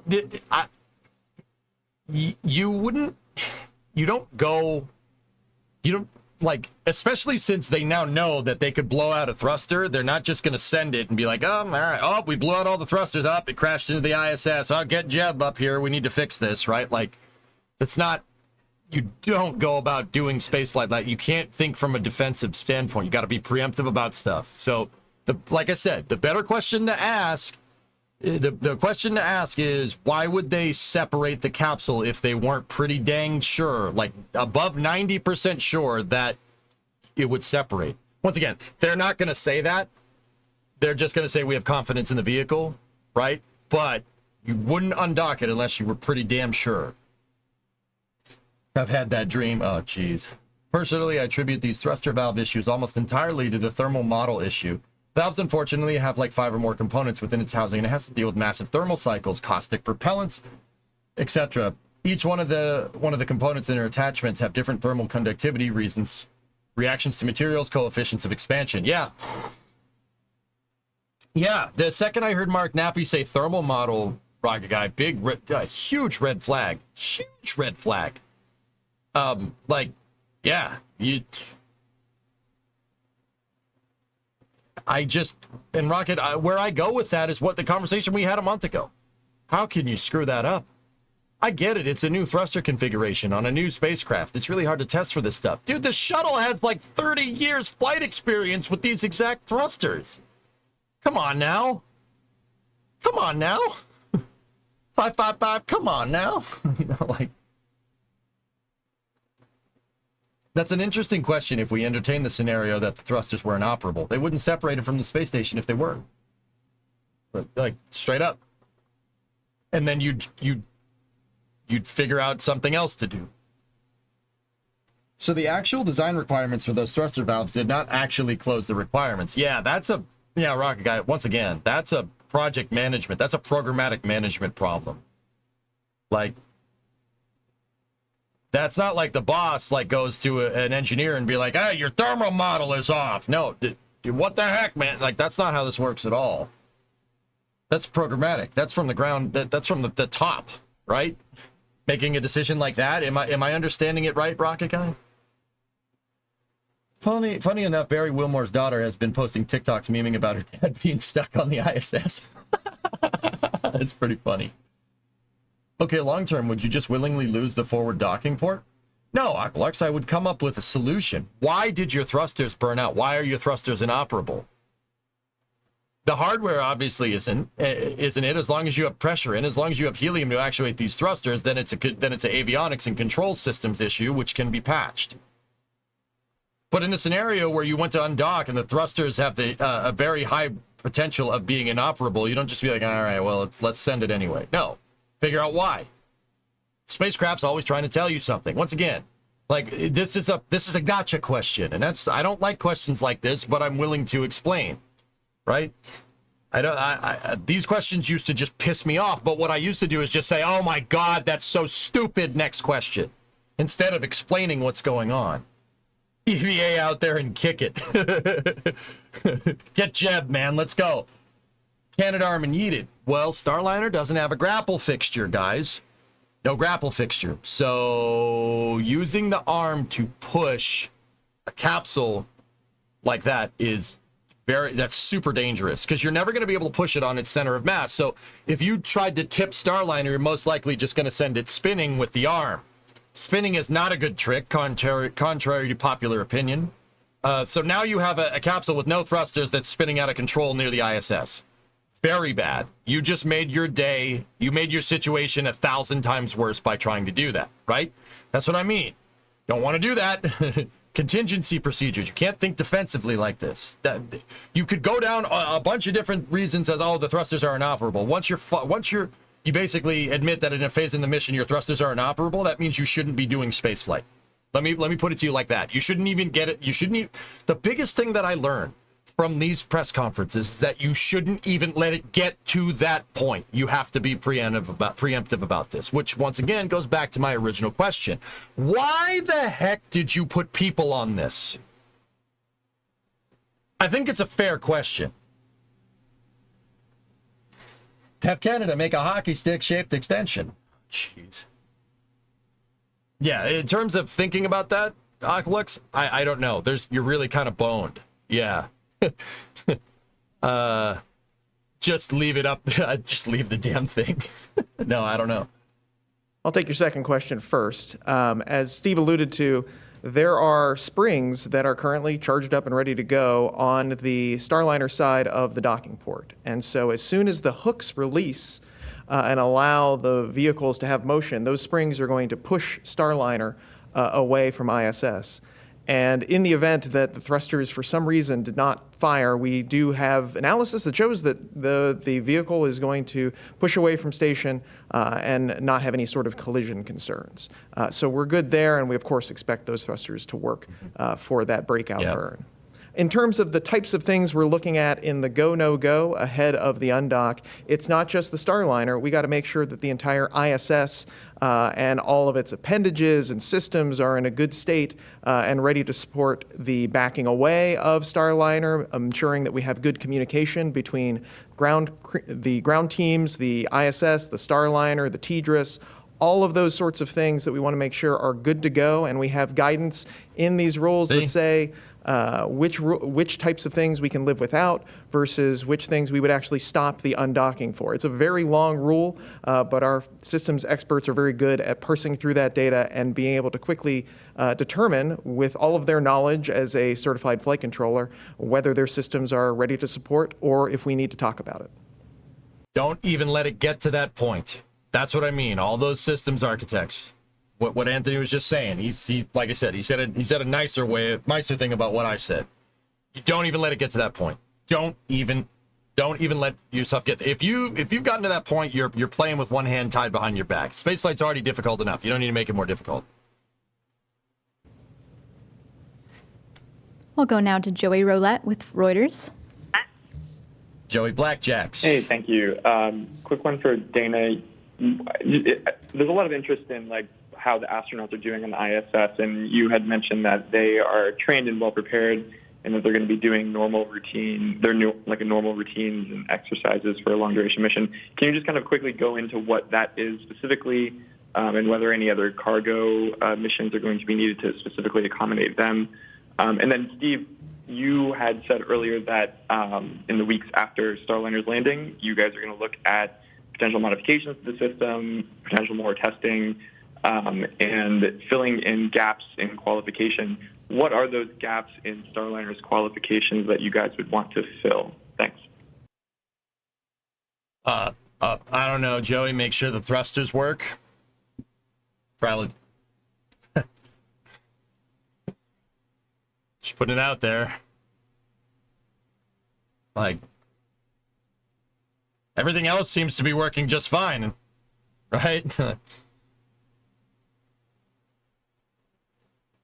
In terms of his first question, the ISS has built-in logistics to take into account snap scenarios like this. Once again, being preemptive. Yeah, Dana will say something about that. Steve's going to say they really want to know what's going on with the thrusters. You should probably start there. You need those. Don't try to rip off your own head. You need that. Oh. Okay. See, I'll start with the first one. Let's see, since Butch and Sunny have been on board and they were extended, they already started participating and really helping us out on board station. They've done over 42 experiments, may actually be more than that by now. That was when I checked last week. They had over 100 hours between the two of them helping us on board with science and research. And so I would say that the change between their short duration mission and an expedition has been a lot more gradual than you might imagine, just because they've been chipping in and helping along the way. They are doing, the normal exercise regiments that have a high degree of both cardiovascular work as well as resistance training. So they're doing the standard amount that we have all crew members do at this point. So both of those have been more gradual changes, and so they're actually pretty shifted over in terms of daily routines with our expedition crew. You asked about manifest items. When we first sent them up, they were borrowing a lot of our generic clothing and some of the generic choices that we have on board. We have switched some of those things out. When we sent up the Northrop Grumman 21 flight, we put a lot of Butch and Sunny's specific crew preference items, is what we call them, on board the vehicle. So they actually have all of the standard expedition gear at this point that any other crew member would be able to select. We've got another cargo vehicle coming up, SpaceX 31. We'll send up anything else that that they need for the back end half of their mission on that flight. And let's see, in terms of qualification and things we need to do after the flight, the first thing, in the helium system, obviously, we have a number of helium leaks. We think these are related to a seal in the thruster flange itself. That seal, when it's exposed to oxidizer, which is the vapor from the propellant, one of the oxidizer propellants, we think that maybe it's causing a little degradation in that seal. So one of the things we're looking at is a different material on the seal and maybe a different, slightly enlarged seal to make that seal better, so that we can solve the issue with the helium leaks. So that's one thing that we'll be working on. And then the second thing really is on the thrusters. Clearly, the way we fire the thrusters causes the thruster to overheat and causes this poppet on the Teflon poppet on the oxide to swell. And so we need to go understand what kinds of pulses in particular cause that swelling, the number of pulses, the pulse train itself, and what temperatures it gets to on the thruster itself. And then how do we then tell the vehicle not to fire the thruster in that manner that caused the extra heating? We also want to understand in the doghouse itself, the doghouse is trapping heat in a way that perhaps we didn't understand pre-flight. And so is there anything we can do inside the doghouse to not trap so much heat in and not expose the thrusters to the additional heating from not only their own firing, but when, for example, the OMAC fires, there's heat that crosses over into the thrusters as well. So those are some of the things we'll be working on after we get the vehicle back. Yeah, okay. Yeah, I'd say I was close enough, dudes. That was close enough. I wanted to add a little bit of context there. Steve Stitcher's talking about pulsing. Reaction control system thrusters are a pressure and activated thruster. The pressure and activation, the propellants are back pressurized, and then helium is used to open and close valves on the thruster to move NTO, nitrogen tetroxide, and monomethyl hydrazine into the rocket engine. And that when those two chemicals hit each other, they explode. And that creates thrust, right? It's a very simple design. But reaction control system thrusters, because they rely on solenoids to open and close, in this case, these ones are actuated via helium, so it's a pneumatic valve. And it's interesting, he said those O-rings for the helium were experiencing NTO degradation, which is not good. Yeah, but the context there is that RCS, reaction control system thrusters, are pulsed. They're like, so that's what he's talking about, like pulse variation, what duty cycle is making the thrusters do this, when can they modify Starliner's control system to say, hey, don't do that, or stuff like that. So long story short, thrusters, right? Thrusters, like I said, the thrusters, you got to figure that out. But RCS is pulsed. They don't just constantly fire like a space shuttle main engine or a solid rocket booster. Just no. The RCS is it's turning on and off.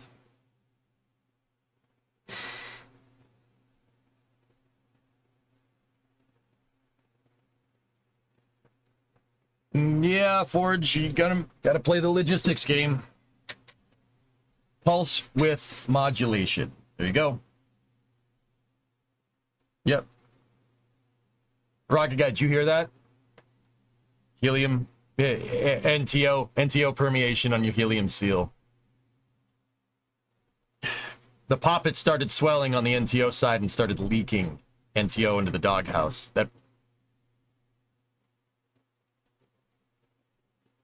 Or leaking into the valve at the very least. That's what I take from that. Maybe not necessarily a doghouse leak, but your helium actuation valve, or helium actuation flange, or not an actuation, a flange on the helium valve train actuator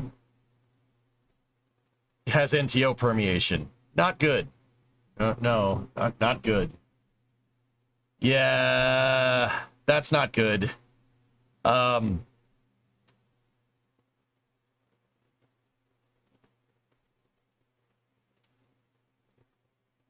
that's not good.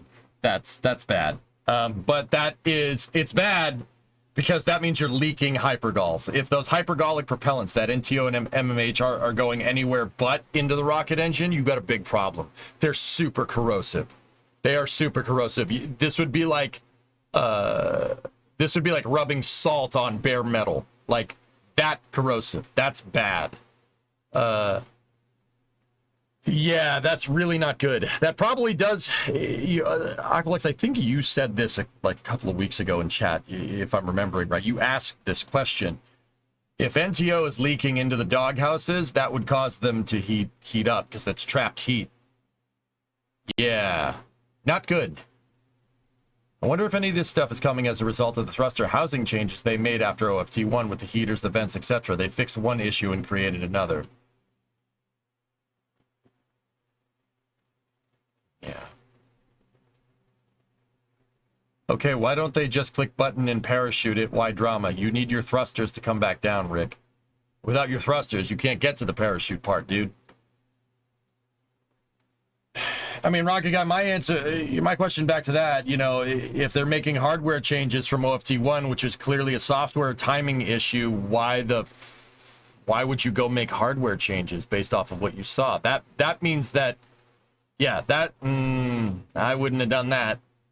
I wouldn't have done that. The whole purpose of the OFT1 mission was to get a baseline. They didn't do that, so they did OFT2. Why redesign components in between? I don't. What's the decision behind that? You don't even know if you got a good baseline, right? This is what I mean, guys, about changing stuff through your systems engineering. The closer you get to operations, right? So, and let's be real, OFT1, OFT2, CFT are very close to the pivoting point from development to operations. The closer you get to that point, the more you're changing stuff as you approach that point, the more expensive it's going to get. And just on a quick side note, you're adding variables. You're making the game harder than it needs to be. It's already difficult. You don't need to make it more difficult. That makes it more difficult. They had to make hardware changes for the stuck valve issue. But if the stuck valve issue was induced from bad timing software, Phil, why would you go and change it?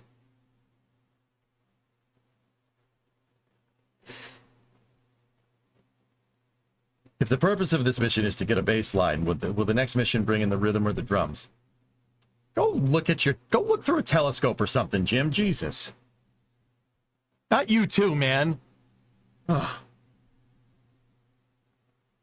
This particular problem, definitely not. Especially since thruster housing changes they made came while it was on the ground and they were seeing corrosion and lockup on the valves. Yeah. Okay.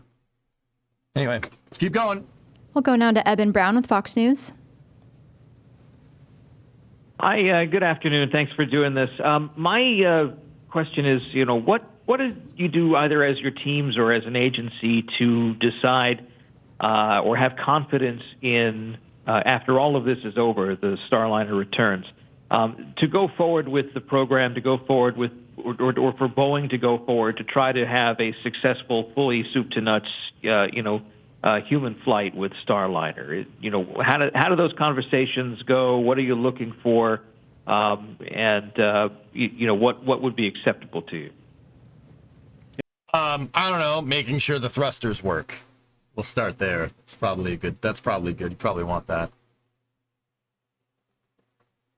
Like I said, I'm not trying to get, I'm not letting these press questions piss me off.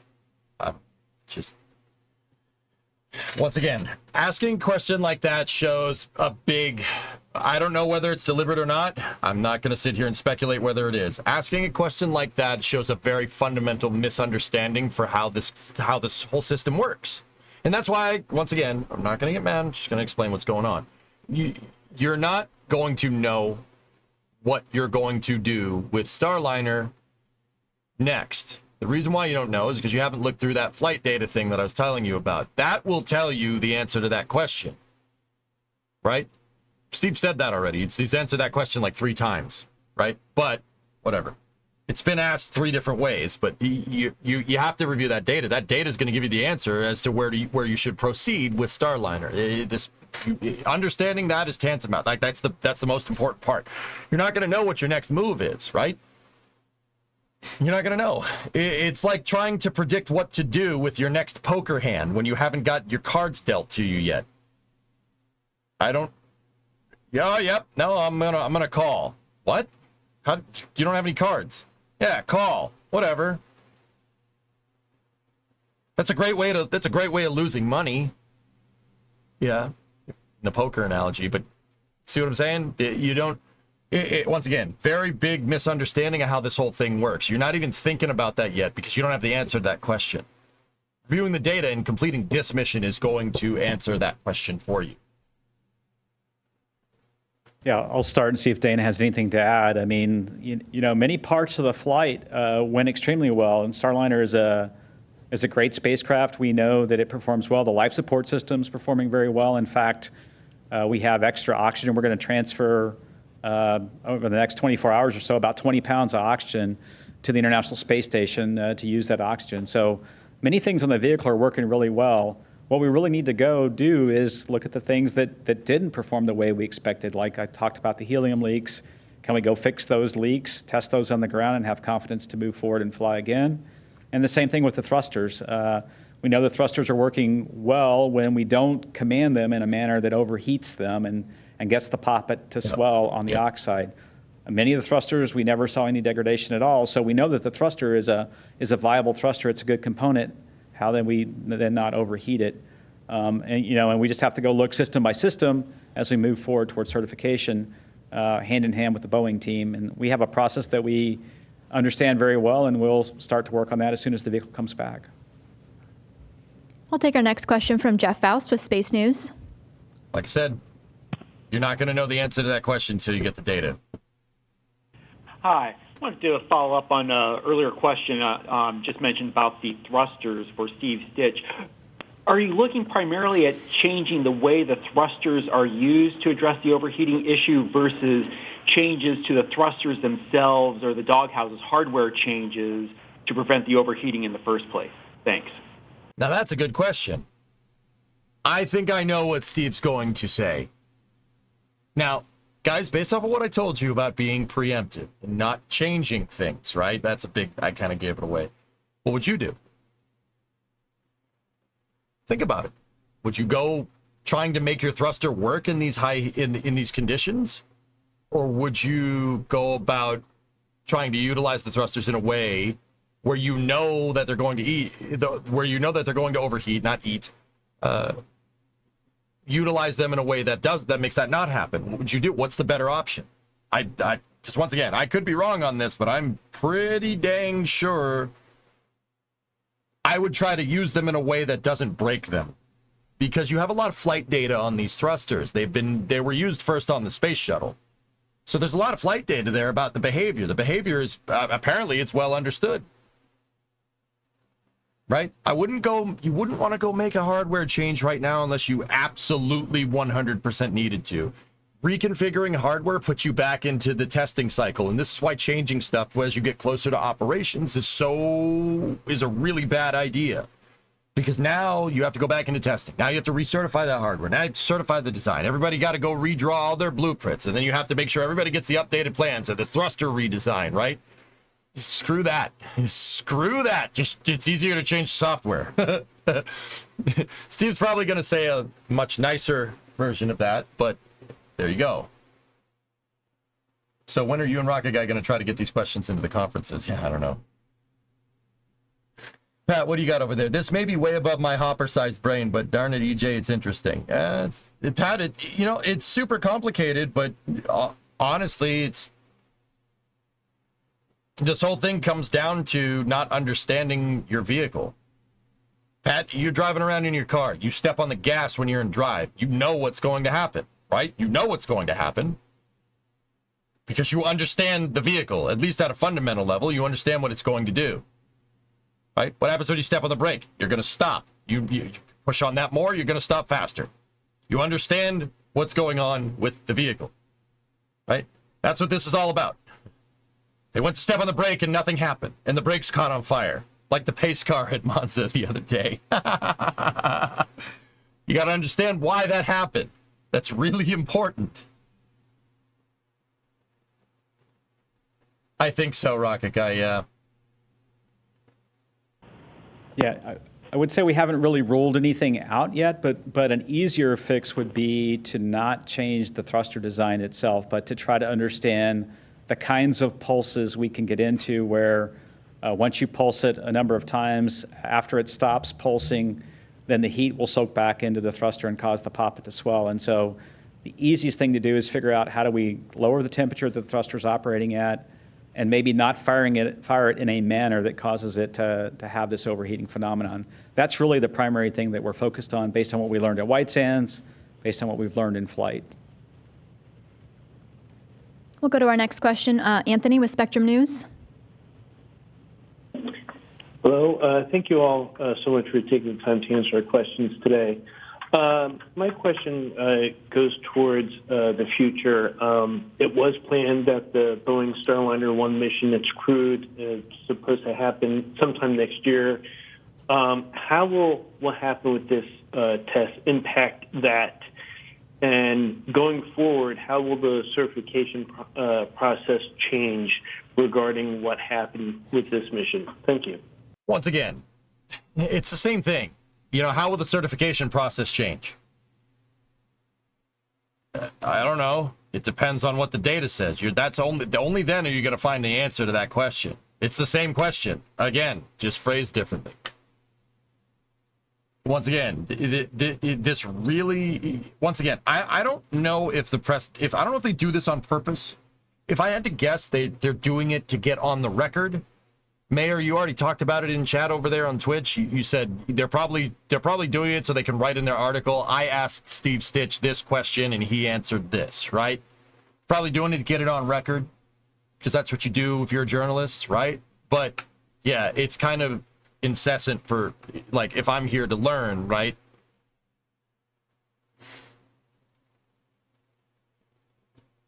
But yeah, how will it affect it? I don't know. I have no idea. It depends. It depends on if this thing goes through EDL and it works fine, comes back down in one piece, and then the data and the telemetry from this flight confirms that it came back down and the vehicle did what you expected. If it does, you're probably going to see I don't think it would delay too much at this point, right? At the end of the day, guys, this is a 2-month delay, right? 2-month delay in your schedules here because the capsule's up there. That's not that big of a deal. It really depends. It depends on these thrusters. It depends on the severity of this problem. But you're not going to know for sure until you get all the data back. Basically, they need to get the black box back from the capsule, so to speak. Now, don't get me wrong. Spacecraft don't have like a flight data recorder. I mean, they do. But most of the data is downlinked. It's just the problem is there's a lot of it. Starlink is downlinking data right now, and that data is all being logged on a server somewhere at NASA and Boeing, right? It's going to take a while to go through 2.5 months of mission. It's going to take some time. You got to figure it out. I mean, there's obviously areas that you're going to look. The hot firing when attached to the ISS, manual control, point at which you think the thruster blew out, how the thing performs during entry, descent, and landing. Those are obviously areas where you want to put the magnifying glass, right? But it's a lot of data. It's a long mission. Yeah, as we've talked about before, we were planning at one point a flight in February of 2025. We've moved that out to the August timeframe already. Really what we need to do now, we've been entirely focused this summer on Phil, they can call understanding what is happening on orbit, trying to decide can we bring the crew back or not. Once we decided uncrewed, now how do we safely get the vehicle undocked and landed at White Sands Space Harbor? I think what we need to do now is really lay out the overall plan, which we have not had time to do. We haven't, because the teams have been so focused on this flight, laying out that overall search strategy, the overall amount of work we've got to go do. And then when we do that, we'll have a better understanding of when can we certify the vehicle and when can we resume flights. Forge, next available crew mission slot is August 25th. You think they can redesign it? Do you think they can redesign, certify Starliner and fly by then? Depends. Once again, it's the same question. Do I think it's possible? Sure. Yeah, they could do it.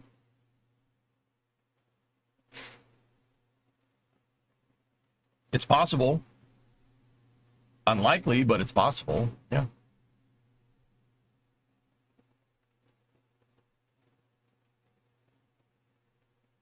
No, Panduru, at no point did he say anything like that. It depends. That's what I've been trying to tell you guys. It depends. Depends on this mission. You gotta look. You gotta go and look. It depends.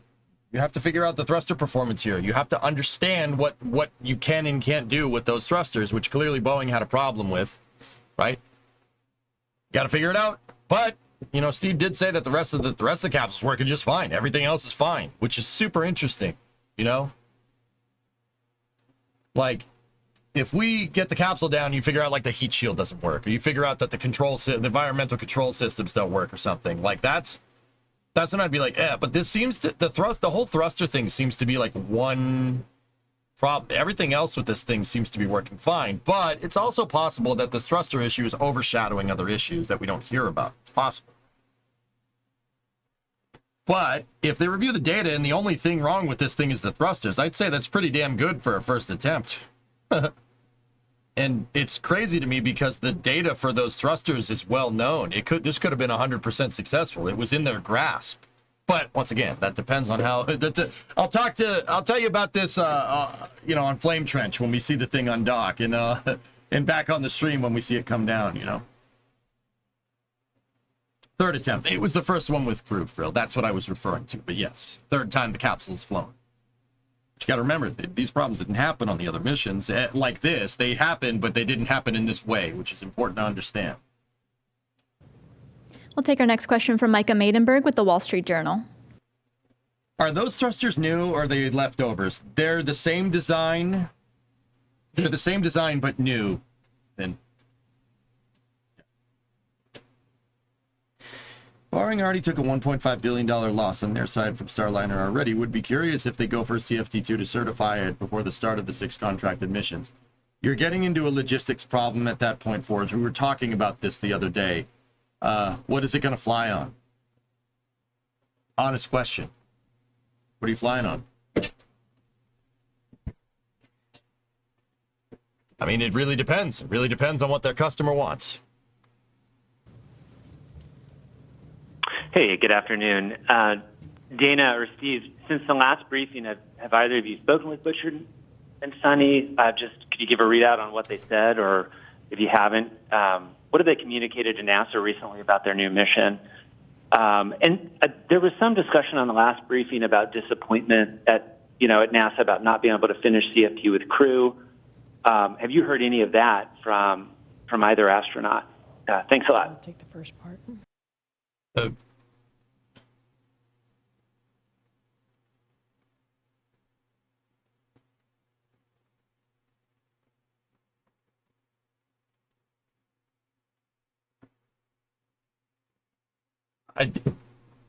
They're fine. They're fine with it, guys. They're fine. The disappointment is, you're always spaceflight. You're always balancing it. Like you want to get it done. You want to get it done. It's a tedious process. You just want to get it done. It takes years to get this stuff right. There's only one way that it can go right, though. And if there's a chance that it could go wrong, you're not going to complete the test flight, et cetera, et cetera. That's kind of a bummer. But would you rather be dead? Once again, I speak a little more candidly than they do, but they're fine. They're fine with. Trust me, they're fine with it. I'm Mr. Me 60 astronaut. Look at me. Trust me, they're fine with it. Anyway. I've had some email exchanges with the crew, Panduru. and they're happy that we made a decision. I think one of the challenges for them is kind of waiting, and they've been listening to a lot of discussions. In fact, they actually tie into a lot of Steve boards, and so they're following along. They're very much engaged, asking questions. I think they're happy that a decision was made, and they understand the plan forward. In the communications with me, they're kind of thankful and ready to move forward. I think Joe Acaba said it best when he said, they flew as test pilots. They're ready to execute whatever mission we put in front of them. They have confidence in the team. If we would have decided to bring them home, they'd be ready to come home. But we decided to leave them on board to join the expedition and do the work on board station. And so they're ready to go and execute that. I don't know if you have anything you want to Yeah, I haven't add to that. spoken to them other than a few emails back and forth. I mean, they seem like they're in good spirits. I would say our team, is very resilient, and I've seen the team since we made the decision a little bit more than 10 days ago, focused now on bringing the vehicle back. I mean, that's what these individuals do in human spaceflight. They are passionate about their jobs. They understand the importance now of moving on and getting the vehicle back safely, and making sure that the changes we've made to the mission have been accommodated. We've changed a few procedures on how the cockpit's got to be configured. Are those changes the correct ones? Looking back on what we did for OFT2, the changes in using this breakout sequence, do we have all that right? Monitoring the weather, and now they're kind of into that normal rhythm, I would say, of getting the vehicle powered up and ready to come home. And I've seen a bit of a shift in attitude, and then we're ready to go execute now, and that's really what we're focused on. Yeah, and I'll underscore, on the flight operations side, we're talking with Butch and Sunny and all of the crew all of the time. And their mission focus is really admirable. They are not just passengers on this vehicle. They're a part of the team. They were asking good questions and providing excellent context as we were trying to figure out what was going on with Starliner. You heard from Butch last month talking about how the vehicle felt on the first day, how it flew like a dream, and how it felt a little sluggish on the second day. We get a lot of telemetry and a lot of camera views and all sorts of data in human spaceflight, but the data you get from talking to a human about what they're experiencing can give you some context about what the data is showing you. And so they have been extremely valuable members of this team. And so I would say that their mission focus has been, though it's changed with the change in their mission, they are just as dedicated for the success of human spaceflight going forward. We'll go down now to Robert Perlman with Collect Space. Thank you. Will Sunny and Butch's Starliner suits be returning on Starliner? And is my understanding correct that there's only one extra spacesuit, SpaceX suit on station until Crew 9 arrives? So in the case of an emergency evacuation, which crew member would wear that suit?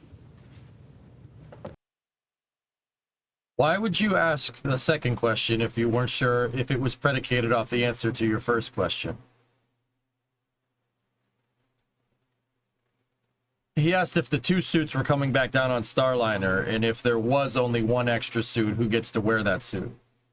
Knowing what I've said about preemptiveness with spaceflight, does that sound like something NASA would do?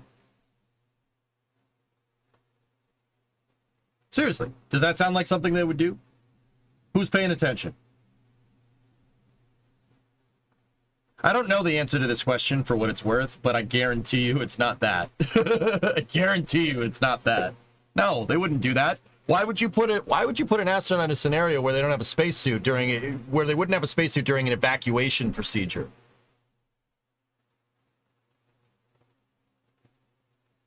That makes no sense, right? Like, once again, not failing to understand the mentality, right? Look at their faces. Anthony's like, what? Dana's like, all right.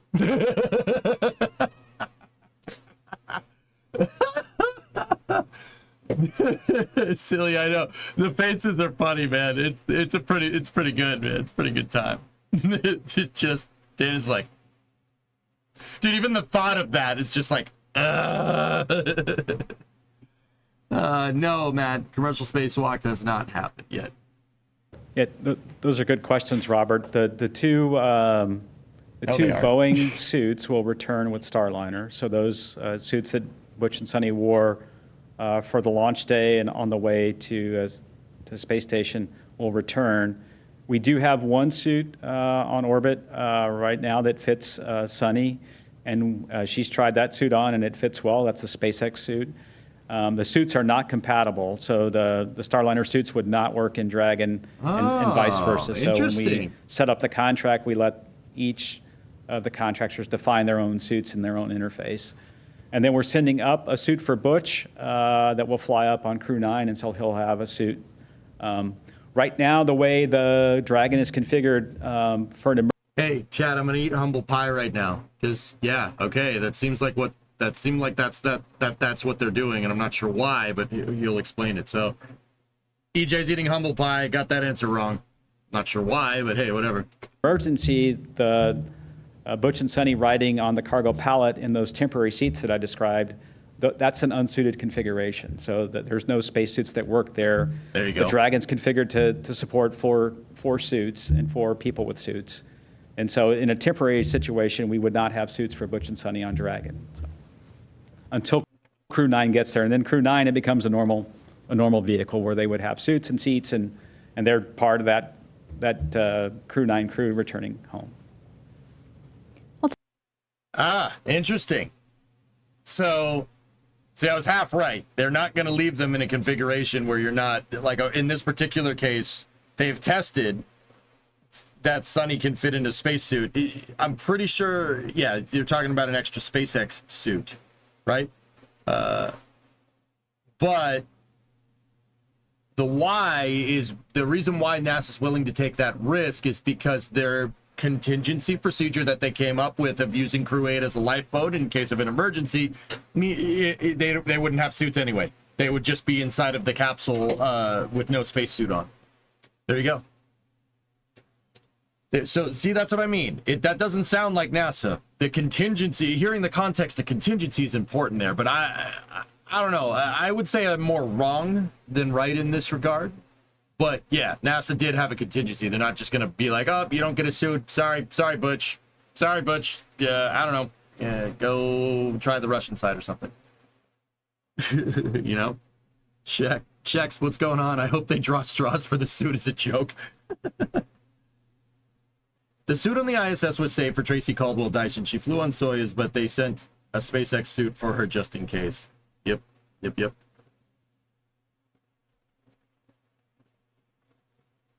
In which case, that seemingly dumb question, we learned something, which is cool. That's one of the bigger reasons why I'm trying not to be a jerk with these questions and trying to explain context and stuff. 1, it keeps me honest. 2, might not be as dumb of a question as we think. We'll take a question now from Irene Klotz with Aviation Week. Thanks. I have 3 quick for Steve. You mentioned 20 to 25 minutes for Starliner to leave the approach ellipsoid. How much time would that have been under the nominal departure with the crew?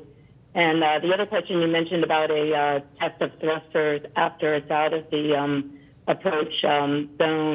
Are you planning on testing the thrusters that failed, were selected off on approach, or another one?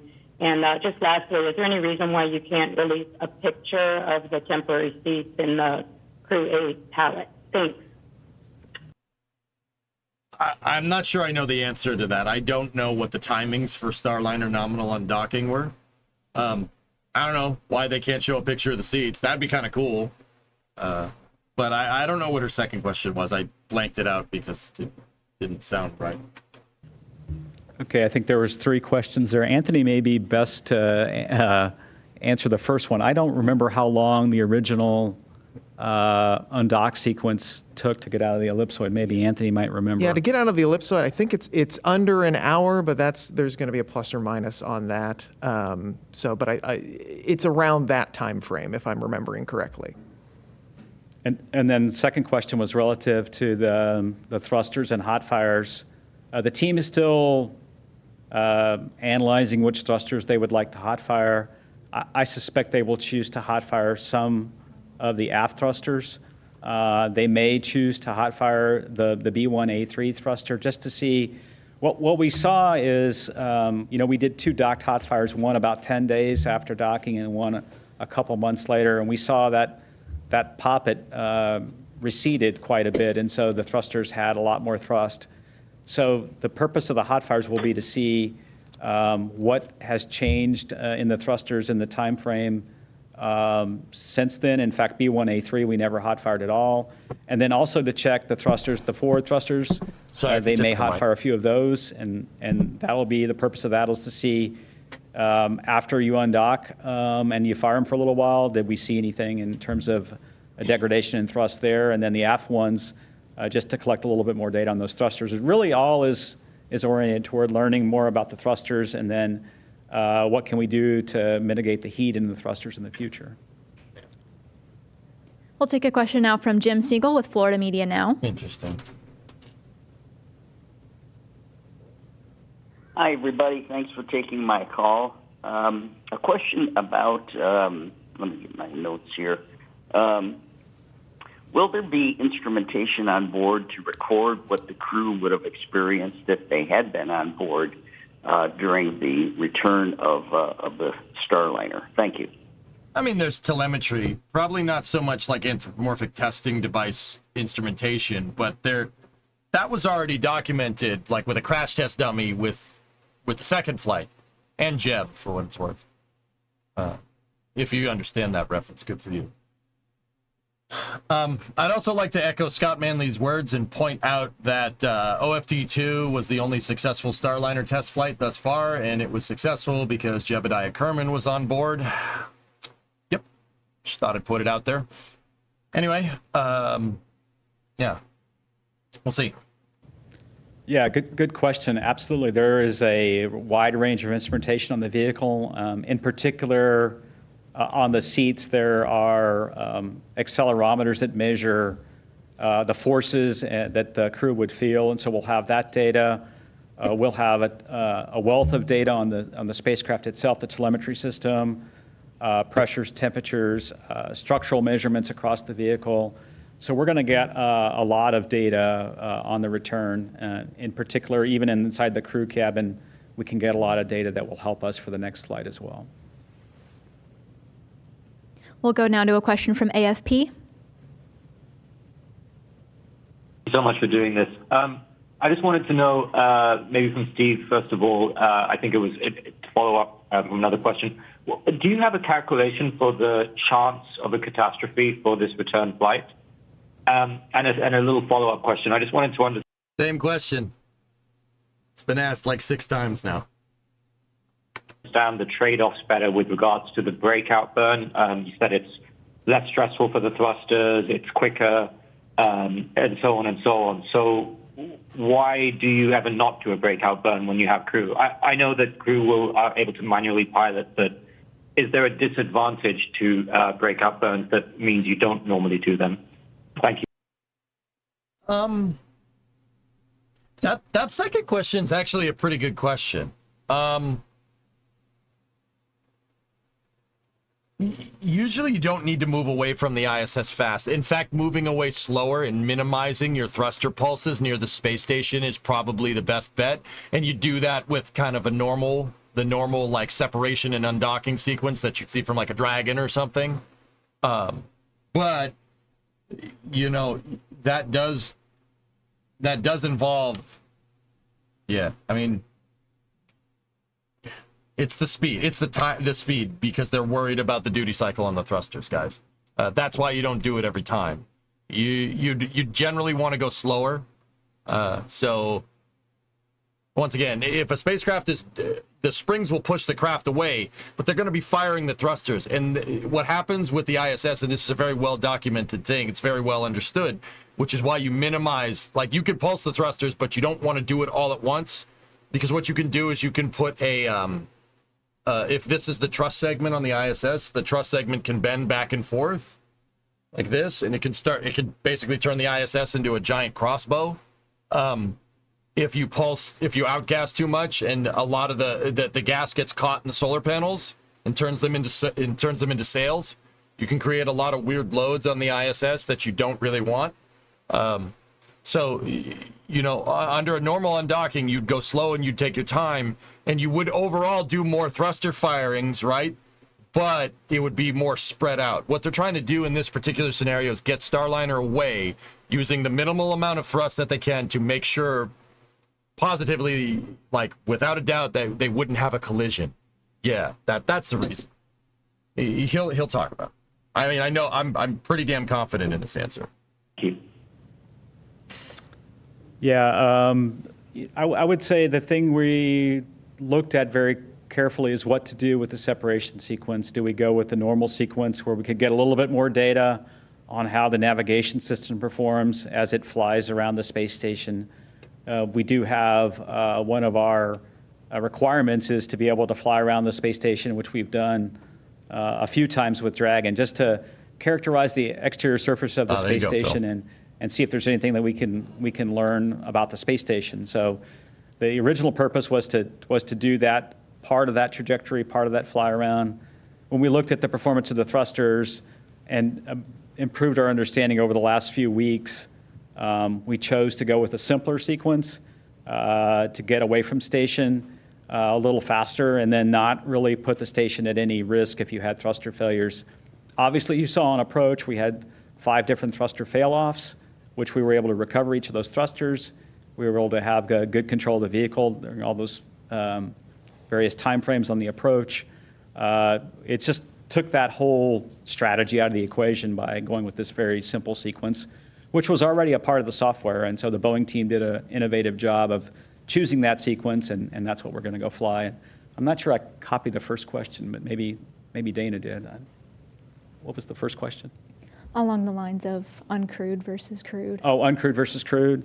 It was a tough decision to make. There really is. It was really hard to determine whether to be uncrewed or not. I would say the teams were very split in the uncertainty relative to the thrusters, and so the NASA team chose to return Butch and Sunny on Dragon. We'll go to. I want to add one more thing here, real quick. I firmly believe that Butch and Sunny, if they, and once again, I can't predict the future. I hope I'm right on this, but I wouldn't. If I'm wrong, I'm sure people will let me know.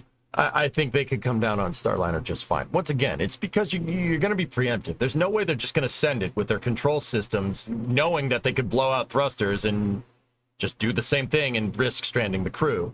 I think Boeing has made modifications to it because they know this event can happen, right? So even if it was coming back down with crew on board, they could modify the duties. They could modify the control systems to put less duty cycle on the thrusters and change the trajectory, right? Changing all that was not, NASA wasn't comfortable with. It's that simple. I still think that if they were on it, they'd be fine. I really do. And I'm willing to put my journalistic integrity, if I have any of that, on the line for that. I'm pretty dang sure. I'm confident enough to understand the engineering to know that, once again, like you wouldn't just. If your spacecraft is doing something wrong, you don't just sit there and be like, man, it's doing something wrong. That sucks. If you can do something about it, do it. That's not ideal, but you're not just going to sit there and let the thing burn up, right? Like, hey, Mick, what's going on?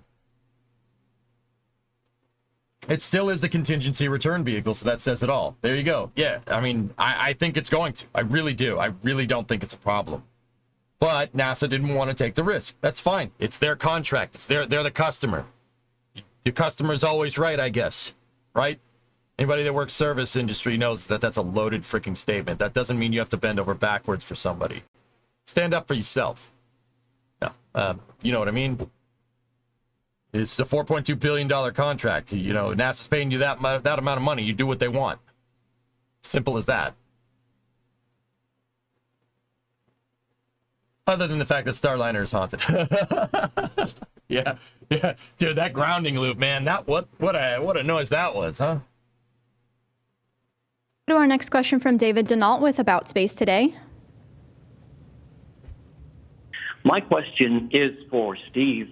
At our last briefing and what you've just said about the meeting between Boeing and NASA, and after the briefing, several people have come forward and said it was kind of a very heated meeting, almost a shouting match, and Boeing's insistence is saying their spacecraft is safe for. I don't think anybody ever said it was a shouting match. I've watched every press conference, but it is also I'm watching chat and watching the stream. It's also possible that I missed that, but I've never heard it described as that ever.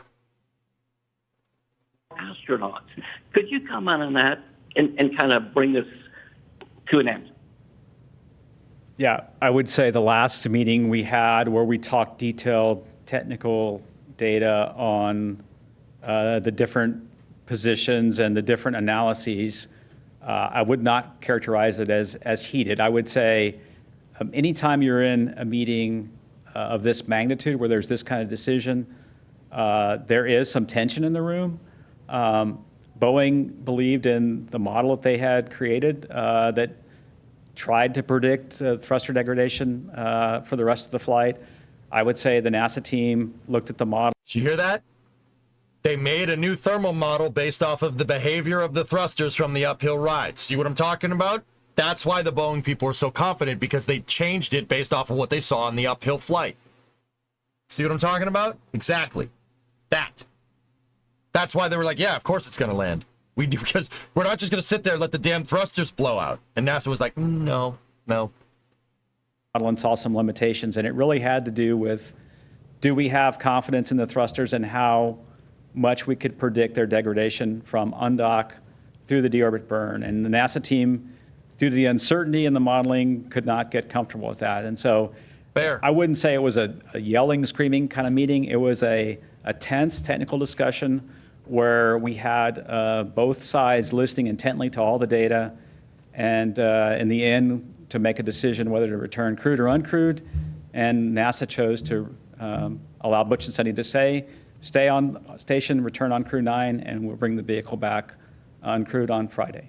I think I would just like to add one thing to that. You know, from a Boeing standpoint, they certainly know their spacecraft, and they're analyzing risks and what they think the capability is with the Starliner vehicle. But Boeing is not in a position, and it would be unfair of them to ask or weigh into a risk versus risk trade for the scenario that NASA was weighing, which was bringing them home in the Starliner crewed or coming up with an alternate plan using Crew 9 and having them be part of the expedition. And so I think you also have to recognize that the agency is in a bit of a different position in terms of our understanding about the risks and what's available to us without Starliner. So that's also a reason for a difference in the opinions. And Boeing even stated that as part of the review last week, acknowledging that part is really in NASA's hands in terms of making that trade. They can't weigh in on that part of the trade for the agency. Yeah, that's what I mean. Like, if I was working for Boeing and NASA's like, we don't want to do it, I'd be like, yeah, that kind of sucks, but you're paying me $4.2 billion. All right, I'll do whatever you want. You know what I mean? I mean, it kind of blows, but whatever. Still getting my damn paychecks. Screw it. Let's do it. Do what you want. You're the one that's paying. You know? It's very interesting. You're in a very interesting conundrum, because I just want to talk about this real quick. In the past, it's been the engineers and the contractors saying, like, don't launch. That's what happened with Challenger. The contractors are like, no, don't do that. The O-rings, no good. And NASA's like, nope, screw you, launch, right? And I want to point out what's interesting about this is because it's reversed. This is the reverse of that. Contractors saying, no, it's fine. It's fine. The capsule's fine. The capsule's fine. The capsule's fine. And NASA's saying, no, it's not. It's very interesting. We're in a complete flip from that, which is a good thing. It's a good thing. The flip means people don't die. You know what I mean? Like that. Yep. I don't want that. It's not. Yep. Interesting. That's a very interesting. I'm sorry, just a passing thought. We'll go now to Ken Kramer with Space Up Close. Hi, thank you for taking my question. A lot of good information. I want to go back to the hot fires, please.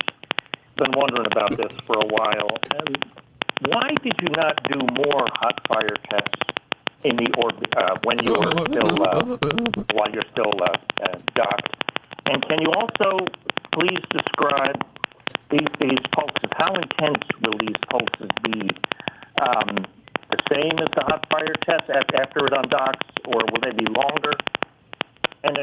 finally, Steve, you mentioned about changing the pulsing of the thrusters on the ground and hoping that would be sufficient. I'm just wondering if you maybe shouldn't be a little bit more proactive in dissipating the heat. And that's just... I gotta rewind it. I didn't hear the question. I gotta back it up. Is this guy on Starline? I gotta back it up. I gotta. Okay. All right. Sorry, it's funny to me. With Space Up Close. All right, let's see. Hi, thank you for taking my question. A lot of good information. I want to go back to the hot fires, please. Been wondering about this for a while. Why did you not do more hot fire tests in the orbit when you were still while you're still docked? And can you also please describe these pulses? How intense will these pulses be? The same as the hot fire test after it undocks, or will they be longer? And then finally, Steve. I missed it again. I'm sorry. Look at this. Dude, look at the flight controller. Oh my God. It's like an episode of The Office. Dude, back it up. I'm sorry.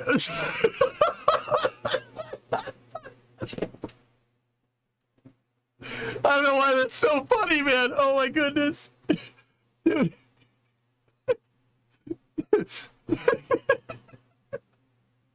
Steve's over it.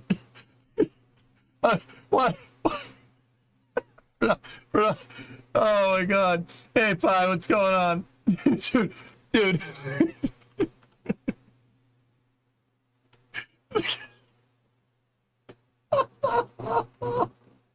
Oh my God. That's awesome. It's so funny. There's a lot of pain in those eyes. Oh my God. All right. Let me try again. I'm going to try again. Been stated that as. Please. Remember with Space Up Close. Hi, thank you for taking my question. A lot of good information. I want to go back to the hot fires, please. Been wondering about this for a while. Why did you not do more hot fire tests in the orbit when you were still while you're still docked? And can you also please describe these pulses? How intense will these pulses be? The same as the hot fire test after it undocks, or will they be longer? And then finally, Steve, you mentioned about changing the pulsing of the thrusters on the ground and hoping that would be sufficient. I'm just wondering if you maybe shouldn't be a little bit more proactive in dissipating the heat, and not just try to change the pulses of the thrusters to minimize the heat. Hey, Ken, we're having some issues with. He's trying not to laugh. This guy's the best. That's so funny. What? Oh my God. Dana's trying to write it down. She's like, I think that's what he said. Steve's just like, what's for dinner? Ground that helicopter. Yeah. I can't. I don't know. I'm sorry. The reaction is what makes me laugh. Just sitting there going, this is fine. You know? Ken was asking about the thrusters. He asked why they didn't do more hot firing tests. I don't know what more hot firing tests doing the same thing over and over is going to teach you, but I don't know. Good question. Yeah, but that's pretty funny. With your audio here, we were able to catch a couple of the questions in there. I got, why did you not do more hot fire tests while you were still docked? And then we also caught, will the ones after undocking be longer? Yeah. Okay.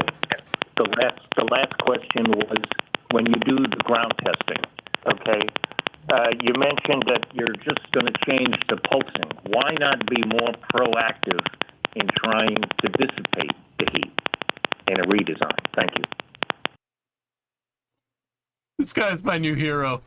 Anthony's a funny bastard, man. He's just sitting there trying not to laugh.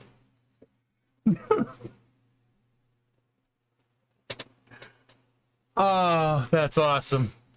It's just the faces, man. You can't make this up. Oh my god. Steve's over it. He's just like, all right.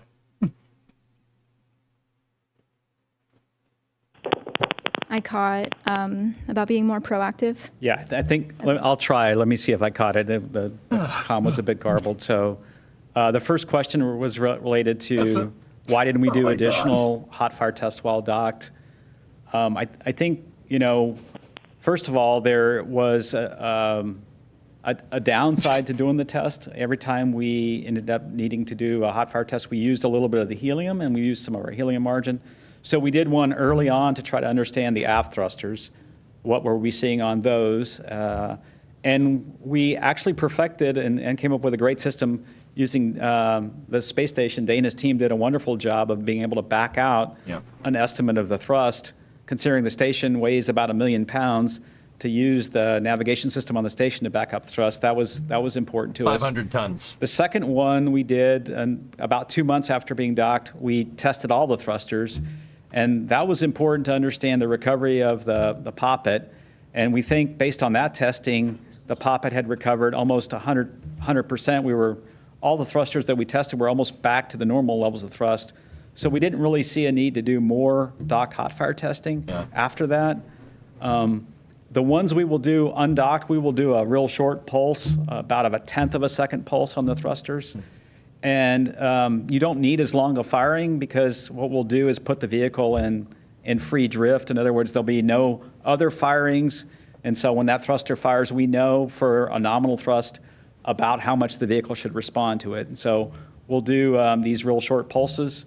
And then on the ground, we're looking at, in terms of the ground testing, we want to understand the kinds of pulses that cause the heating. But then we will look at ways inside the doghouse. Is there ways that we can dissipate the heat? Is there ways that we can maybe cool the thrusters? There's a whole wide range of options we'll look at for making the thrusters operate in a manner where they're not susceptible to the heating. All right. Very good response, considering I would have lost it. That was pretty damn funny. Welcome to Verizon. Why? We got a hot mic on countdown 1. Oh my god. It's not the mic feedback. Like, that happens all the time. It's that dude, the flight controller on the right. He was trying not to laugh, and it was, oh, he was just sitting there going, what the actual frick am I listening to? Oh, that's what did it. That was funny as hell, man. Okay, we're running low on time, but we will go to David Curley with Full Throttle. Take it away. I have a scratchy connection too. Can you hear me clearly? Yes, we hear you loud and clear. Excellent, thank you. Steve Stitch, quick question. You've talked about this.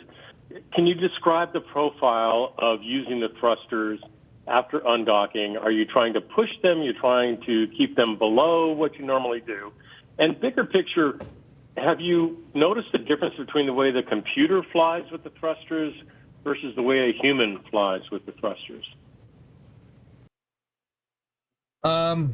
They're going to try to do less with the thrusters, so they don't, because they're worried about overheating them.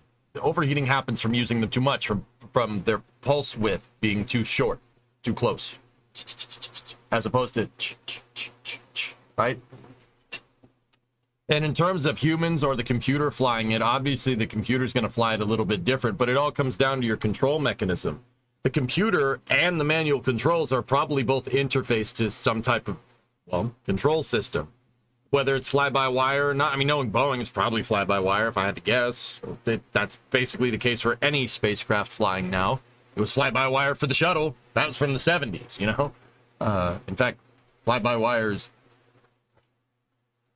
not exactly from the shuttle, from the AGC. It's from the AGC. I mean, technically, if you really want to be technical, but yeah, the computer's obviously going to control it how we tell it to control it. That might be different than a person, but it's all going through it's all being interpolated by the same system, guys. Yeah, the overall plan for undocking is to minimize, I would say, the use of the thrusters in that undock sequence, like we talked about. Essentially, once we open the hooks, the springs will push the vehicle, Starliner away, then we'll do some real short thruster firings to put us on a trajectory that Anthony described really well. It'll take us above the station and behind, and we'll be opening to a nice range to where we can execute the deorbit burn. And then after that, we really are going to just stay in some very benign attitudes and not fire the thrusters very much at all. And then the next time they really get used is the deorbit burn, and what they're used for there is to point the vehicle. In other words, to do the deorbit burn, we need to point the OMAC engines into the direction of travel. And so there's 4 of those OMACs. We'll point those in that direction to execute the retrograde burn we need to bring the vehicle back. Those thrusters will be used to hold the attitude, and we're going to let those thrusters fire however they need to hold that attitude. And then afterwards, we flip the vehicle around and then execute a series of thruster firings with the forward thrusters to back away. The service module and crew module back away. The service module backs away.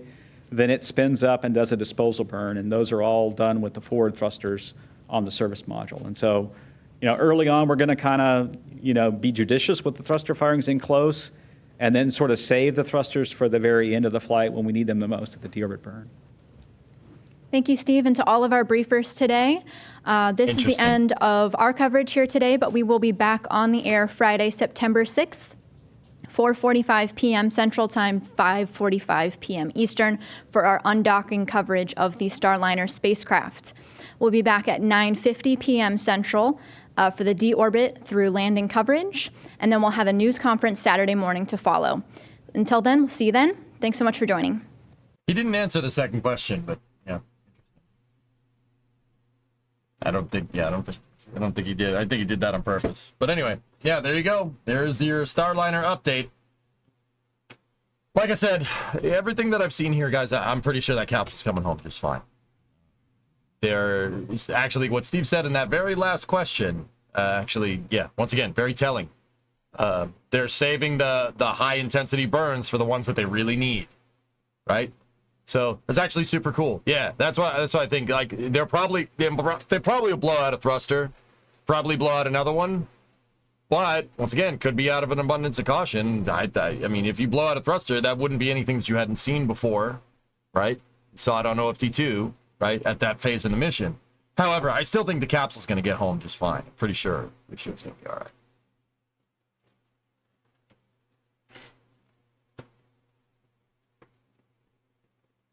Every flight system has been fly-by-wire since day one. It's just that we switched from pulling on wires to sending signals down them instead, Kappa.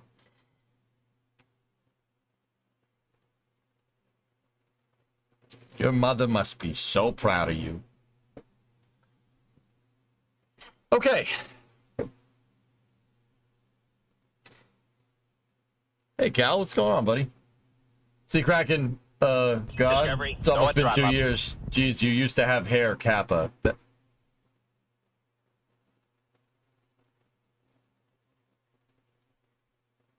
Why? Why? What did I do to deserve that? What did I do? Damn, man.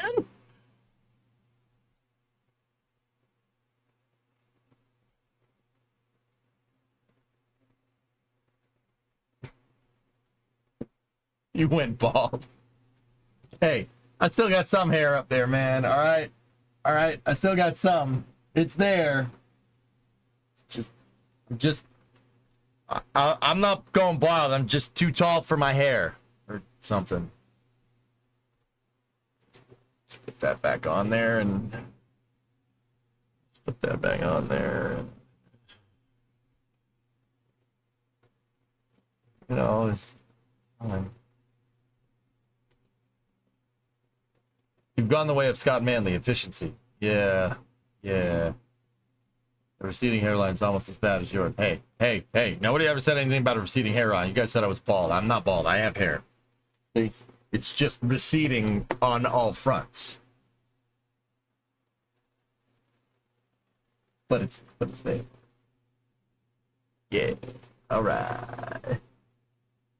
My brain is robbing my hair of nutrients. Yeah. That's what's going on. It's a strategic withdrawal, okay? Strategic withdrawal. Future you.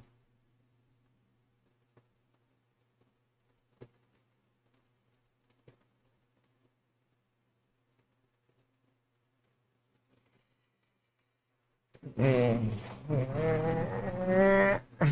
you have a headphone valley? Yeah, a little bit. What do you want to do? Yeah, a little bit. We don't talk about that, though.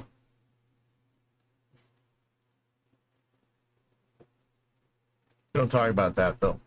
Man, that just looks weird. Let me put my damn hat on, okay?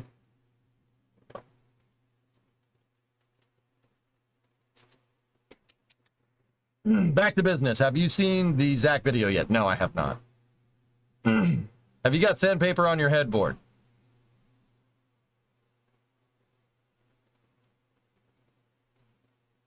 Yeah, okay. Yeah, not you, Pat, not you too, man. Come on. YouTube chat, you guys are chill. This Twitch chat's ripping me 3 ways to Sunday, and you gotta come in here and bust my balls too?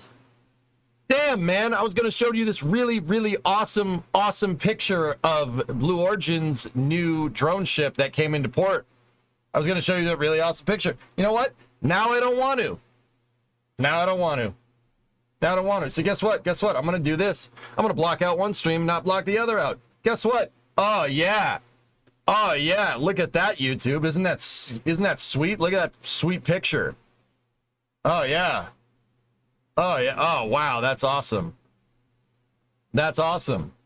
Just kidding. Nobody saw it. Here, take a look. Anyway. So here's a picture of Jacqueline.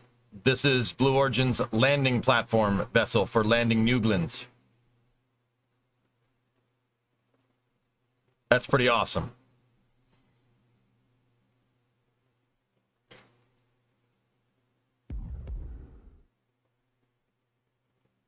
We love that you stream, but we must spit facts about the hair. Well, I don't do that to you.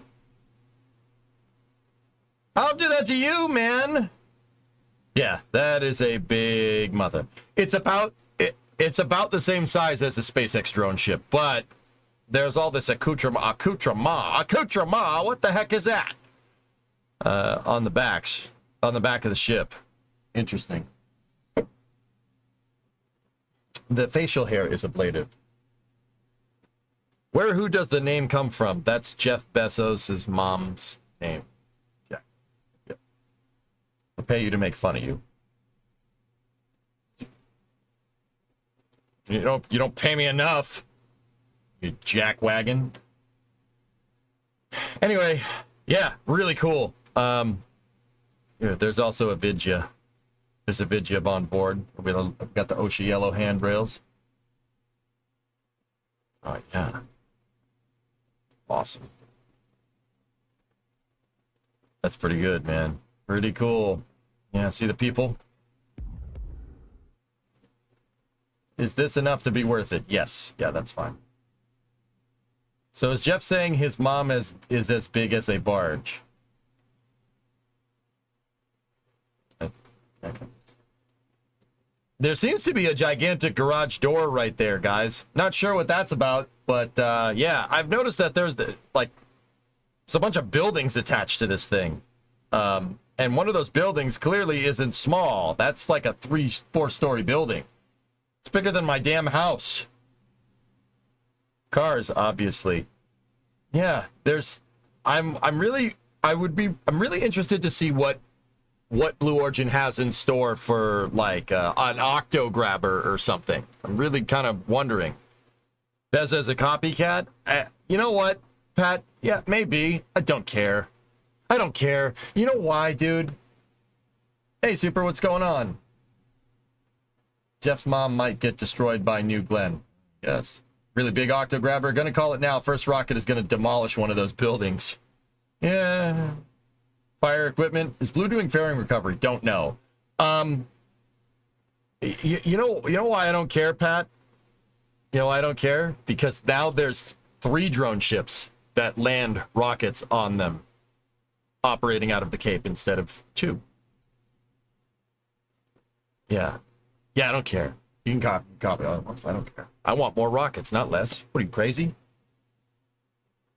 Yes, they're doing fairing recovery. Cool. From what I understand, all that is for vehicle safing, removal of fuel and stuff, and to support crews since the drone ship is heading nearly 1,300 kilometers downrange for every mission. Well, yeah, that's right, because Methalock's first stage, wow, that thing's gonna go, dude. That's cool.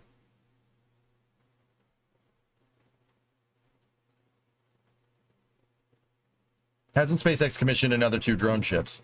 That's new. That would be news to me. You can say Bez is a copycat all he wants. I don't care, man. I don't care. Look at that thing. That thing's awesome. Are you not into trains?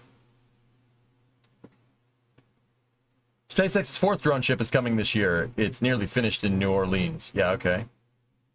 So that first stage has some real heating to contend with. It's going to do supersonic retropropulsion as well, Bill, yeah. I'm sorry. Like, when Blue was like, we could do that if we felt like it, but didn't have any flight hardware, I would have been like, yeah, okay, pal. But also, there's like a 200-ton drone ship sitting in Port Canaveral with a big Blue Origin logo on it. And the crane, the gigantic honking crane next to it, and the breakover fixture. Dude, the flight hardware speaks volumes, dude. That's what separates the men from the boys. Oh. Shannon. You know what I'm saying? Like, you could say you want to land on a drone ship, or you could have this. That I would take people more seriously that have this, just putting it out there.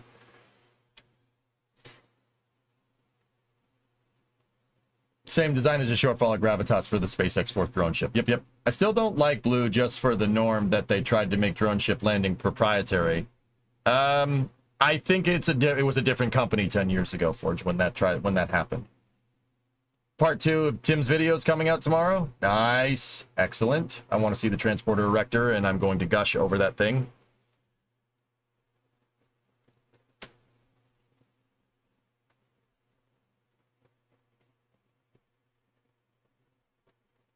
SpaceX went to court with them, and the Jets canceled their patent. Yep.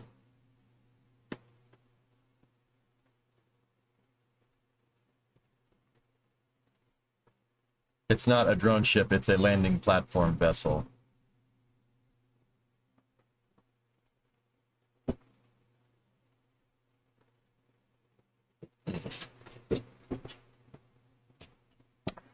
You know what, Tessa? I disagree, and I think you're wrong. And I think you deserve to be wrong all the time, because this is my stream. So whatever you say, I'm just going to do the opposite.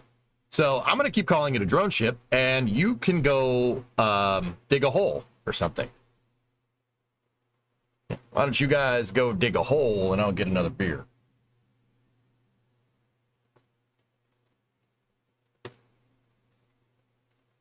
Anyway, really good. I thought I would also show you guys the post here. Blorgen Jacqueline Newglands is what I posted right after they posted that. And then Jack with... Jack posted that, in which case I replied, Conky Hoppy Down Tuber.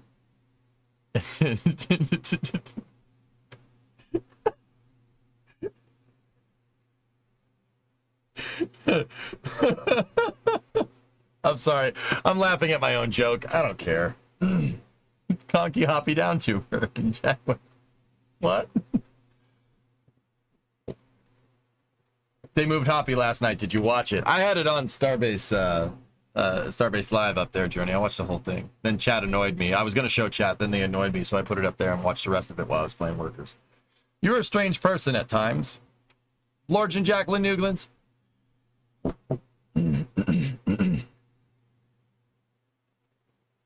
And then Jack, Hinga-dinga-durgan. Didn't know you had Tourette's. Fuck you, Eric. Anyway, all right, cool. Sweet.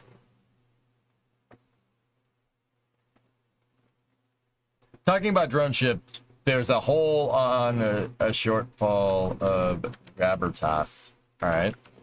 So this is just down the hill a little bit. Let's see. If you're wondering why a shortfall of gravitas is out of commission, well, there's your answer. There is Jacqueline over there. There's some boats. Ships. Yeah. Yeah, that's broken. Discovery, go at throttle up. 187 longbow, 2-month resub, first to second best. That's a shortfall of deck plating right there. Is there a Starlink on the top of that thing? No, there can't be. I don't think so. No way. There's Starlinks on a shortfall gravitas though. They're right there. See the white antennas, the squares. Yeah, you could tell they're fixing it because of the way it is. Yeah, once again, so that mark in the drone ship is left from where 1062 decided it wanted to be a bunker buster, anti-ship munition instead of a Falcon 9 rocket.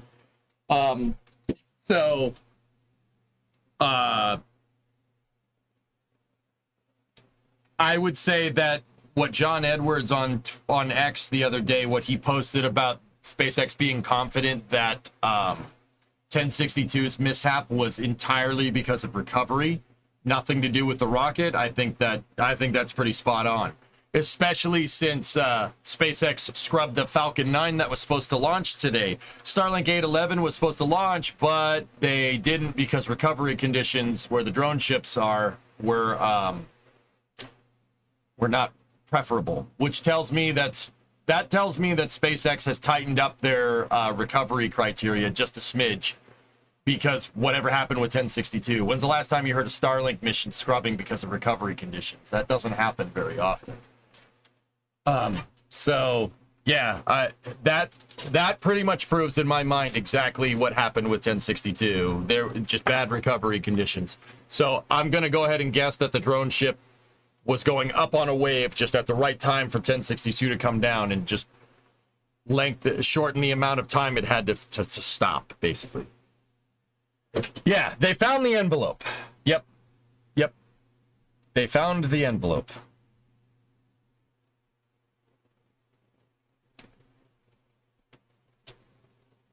Weather in the Atlantic is literally chaos. I was just about to say, look at how beat up a shortfall of gravitas is. Remember when we were looking at footage of this not very long ago and everything was like nice and shiny? Now this thing looks like it's been in a battleship gunfight. The envelope contains a bill. I'm just a bill. What are the white balls on top of the drone ships? Radar.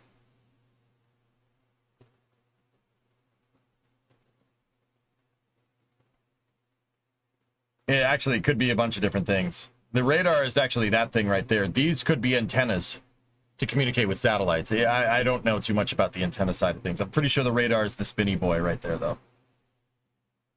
USS Monitor, cool drone ship name for this. Journey, if we're going to call it the Monitor, it's got to have a turret on it. Sorry.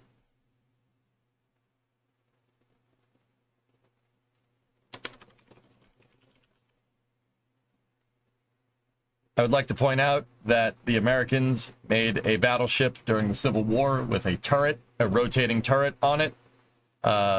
This was like 50 years before the Dreadnought. Just saying, before the HMS Dreadnought. Just putting it out there. What's the significance of the white feather on Blue Origin's drone ship? That's Blue Origin's logo. I forget what I forget what the feather's significance is. It's there for a good reason. Step by step, ferociously. Forget what the feather's for, though. On relativity news, no more 3D printing in the rocket at all, besides parts of the engines. They also confirmed that the fairing they showed was Ariane 6's. Put some casemates on the side of shortfall of gravitas. Dude, we could... Shortfall of gravitas could do with some 5-inch Cal 38 turrets right there. 5-inch Cal 38. Or you know what? Let's get spicy. How about, you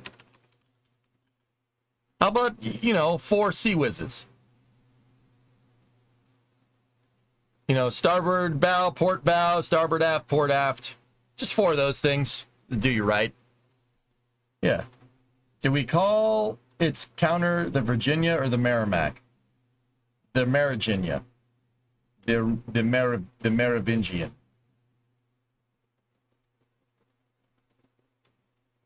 Germans actually had flak barges. Yeah, but we don't deal with losers, okay?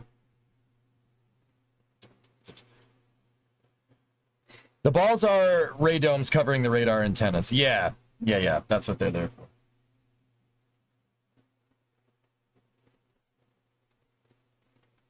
It's like wiping your butt with silk. I love it. Yeah. There's all different types of radar and antenna and communication stuff.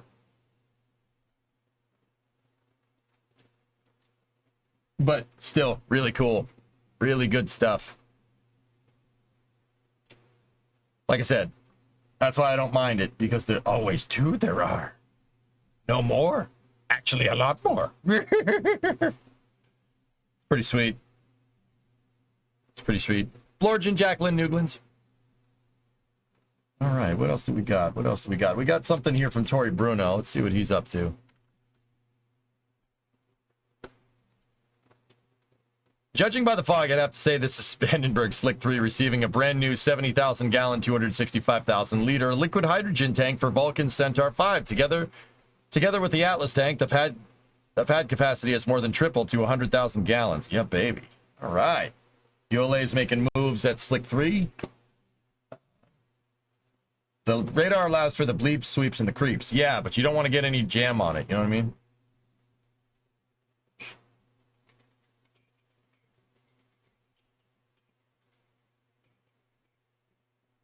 Sweet. What is that piece of equipment that's pulling the tank? Because I kind of want it. It's kind of cool. Wait a minute. Was that dude just sitting on the... Yeah, those 2 dudes just chilling. Just chilling.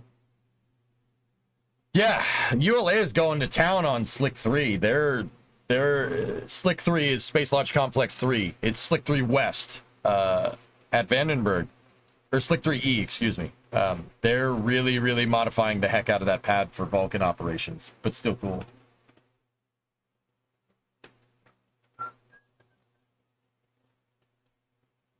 Not real, but a cool render of a potential Chinese-American circumlunar flight.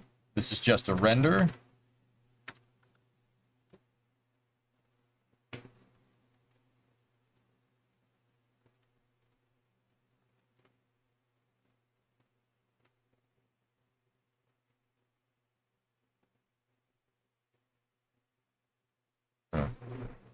Yeah, except one of those things has already done this.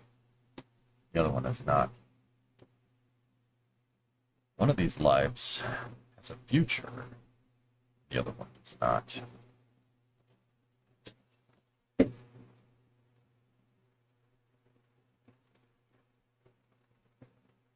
All right, what else do we got?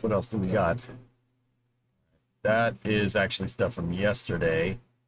We do have Sentinel 2C on Vega that's happening in a little bit, and we will cover that launch, but I think because we're covering that launch, it might be time.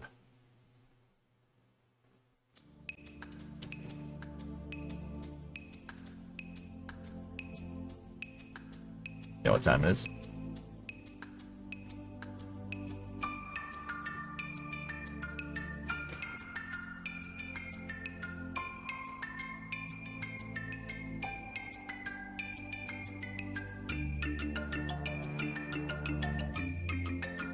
Time.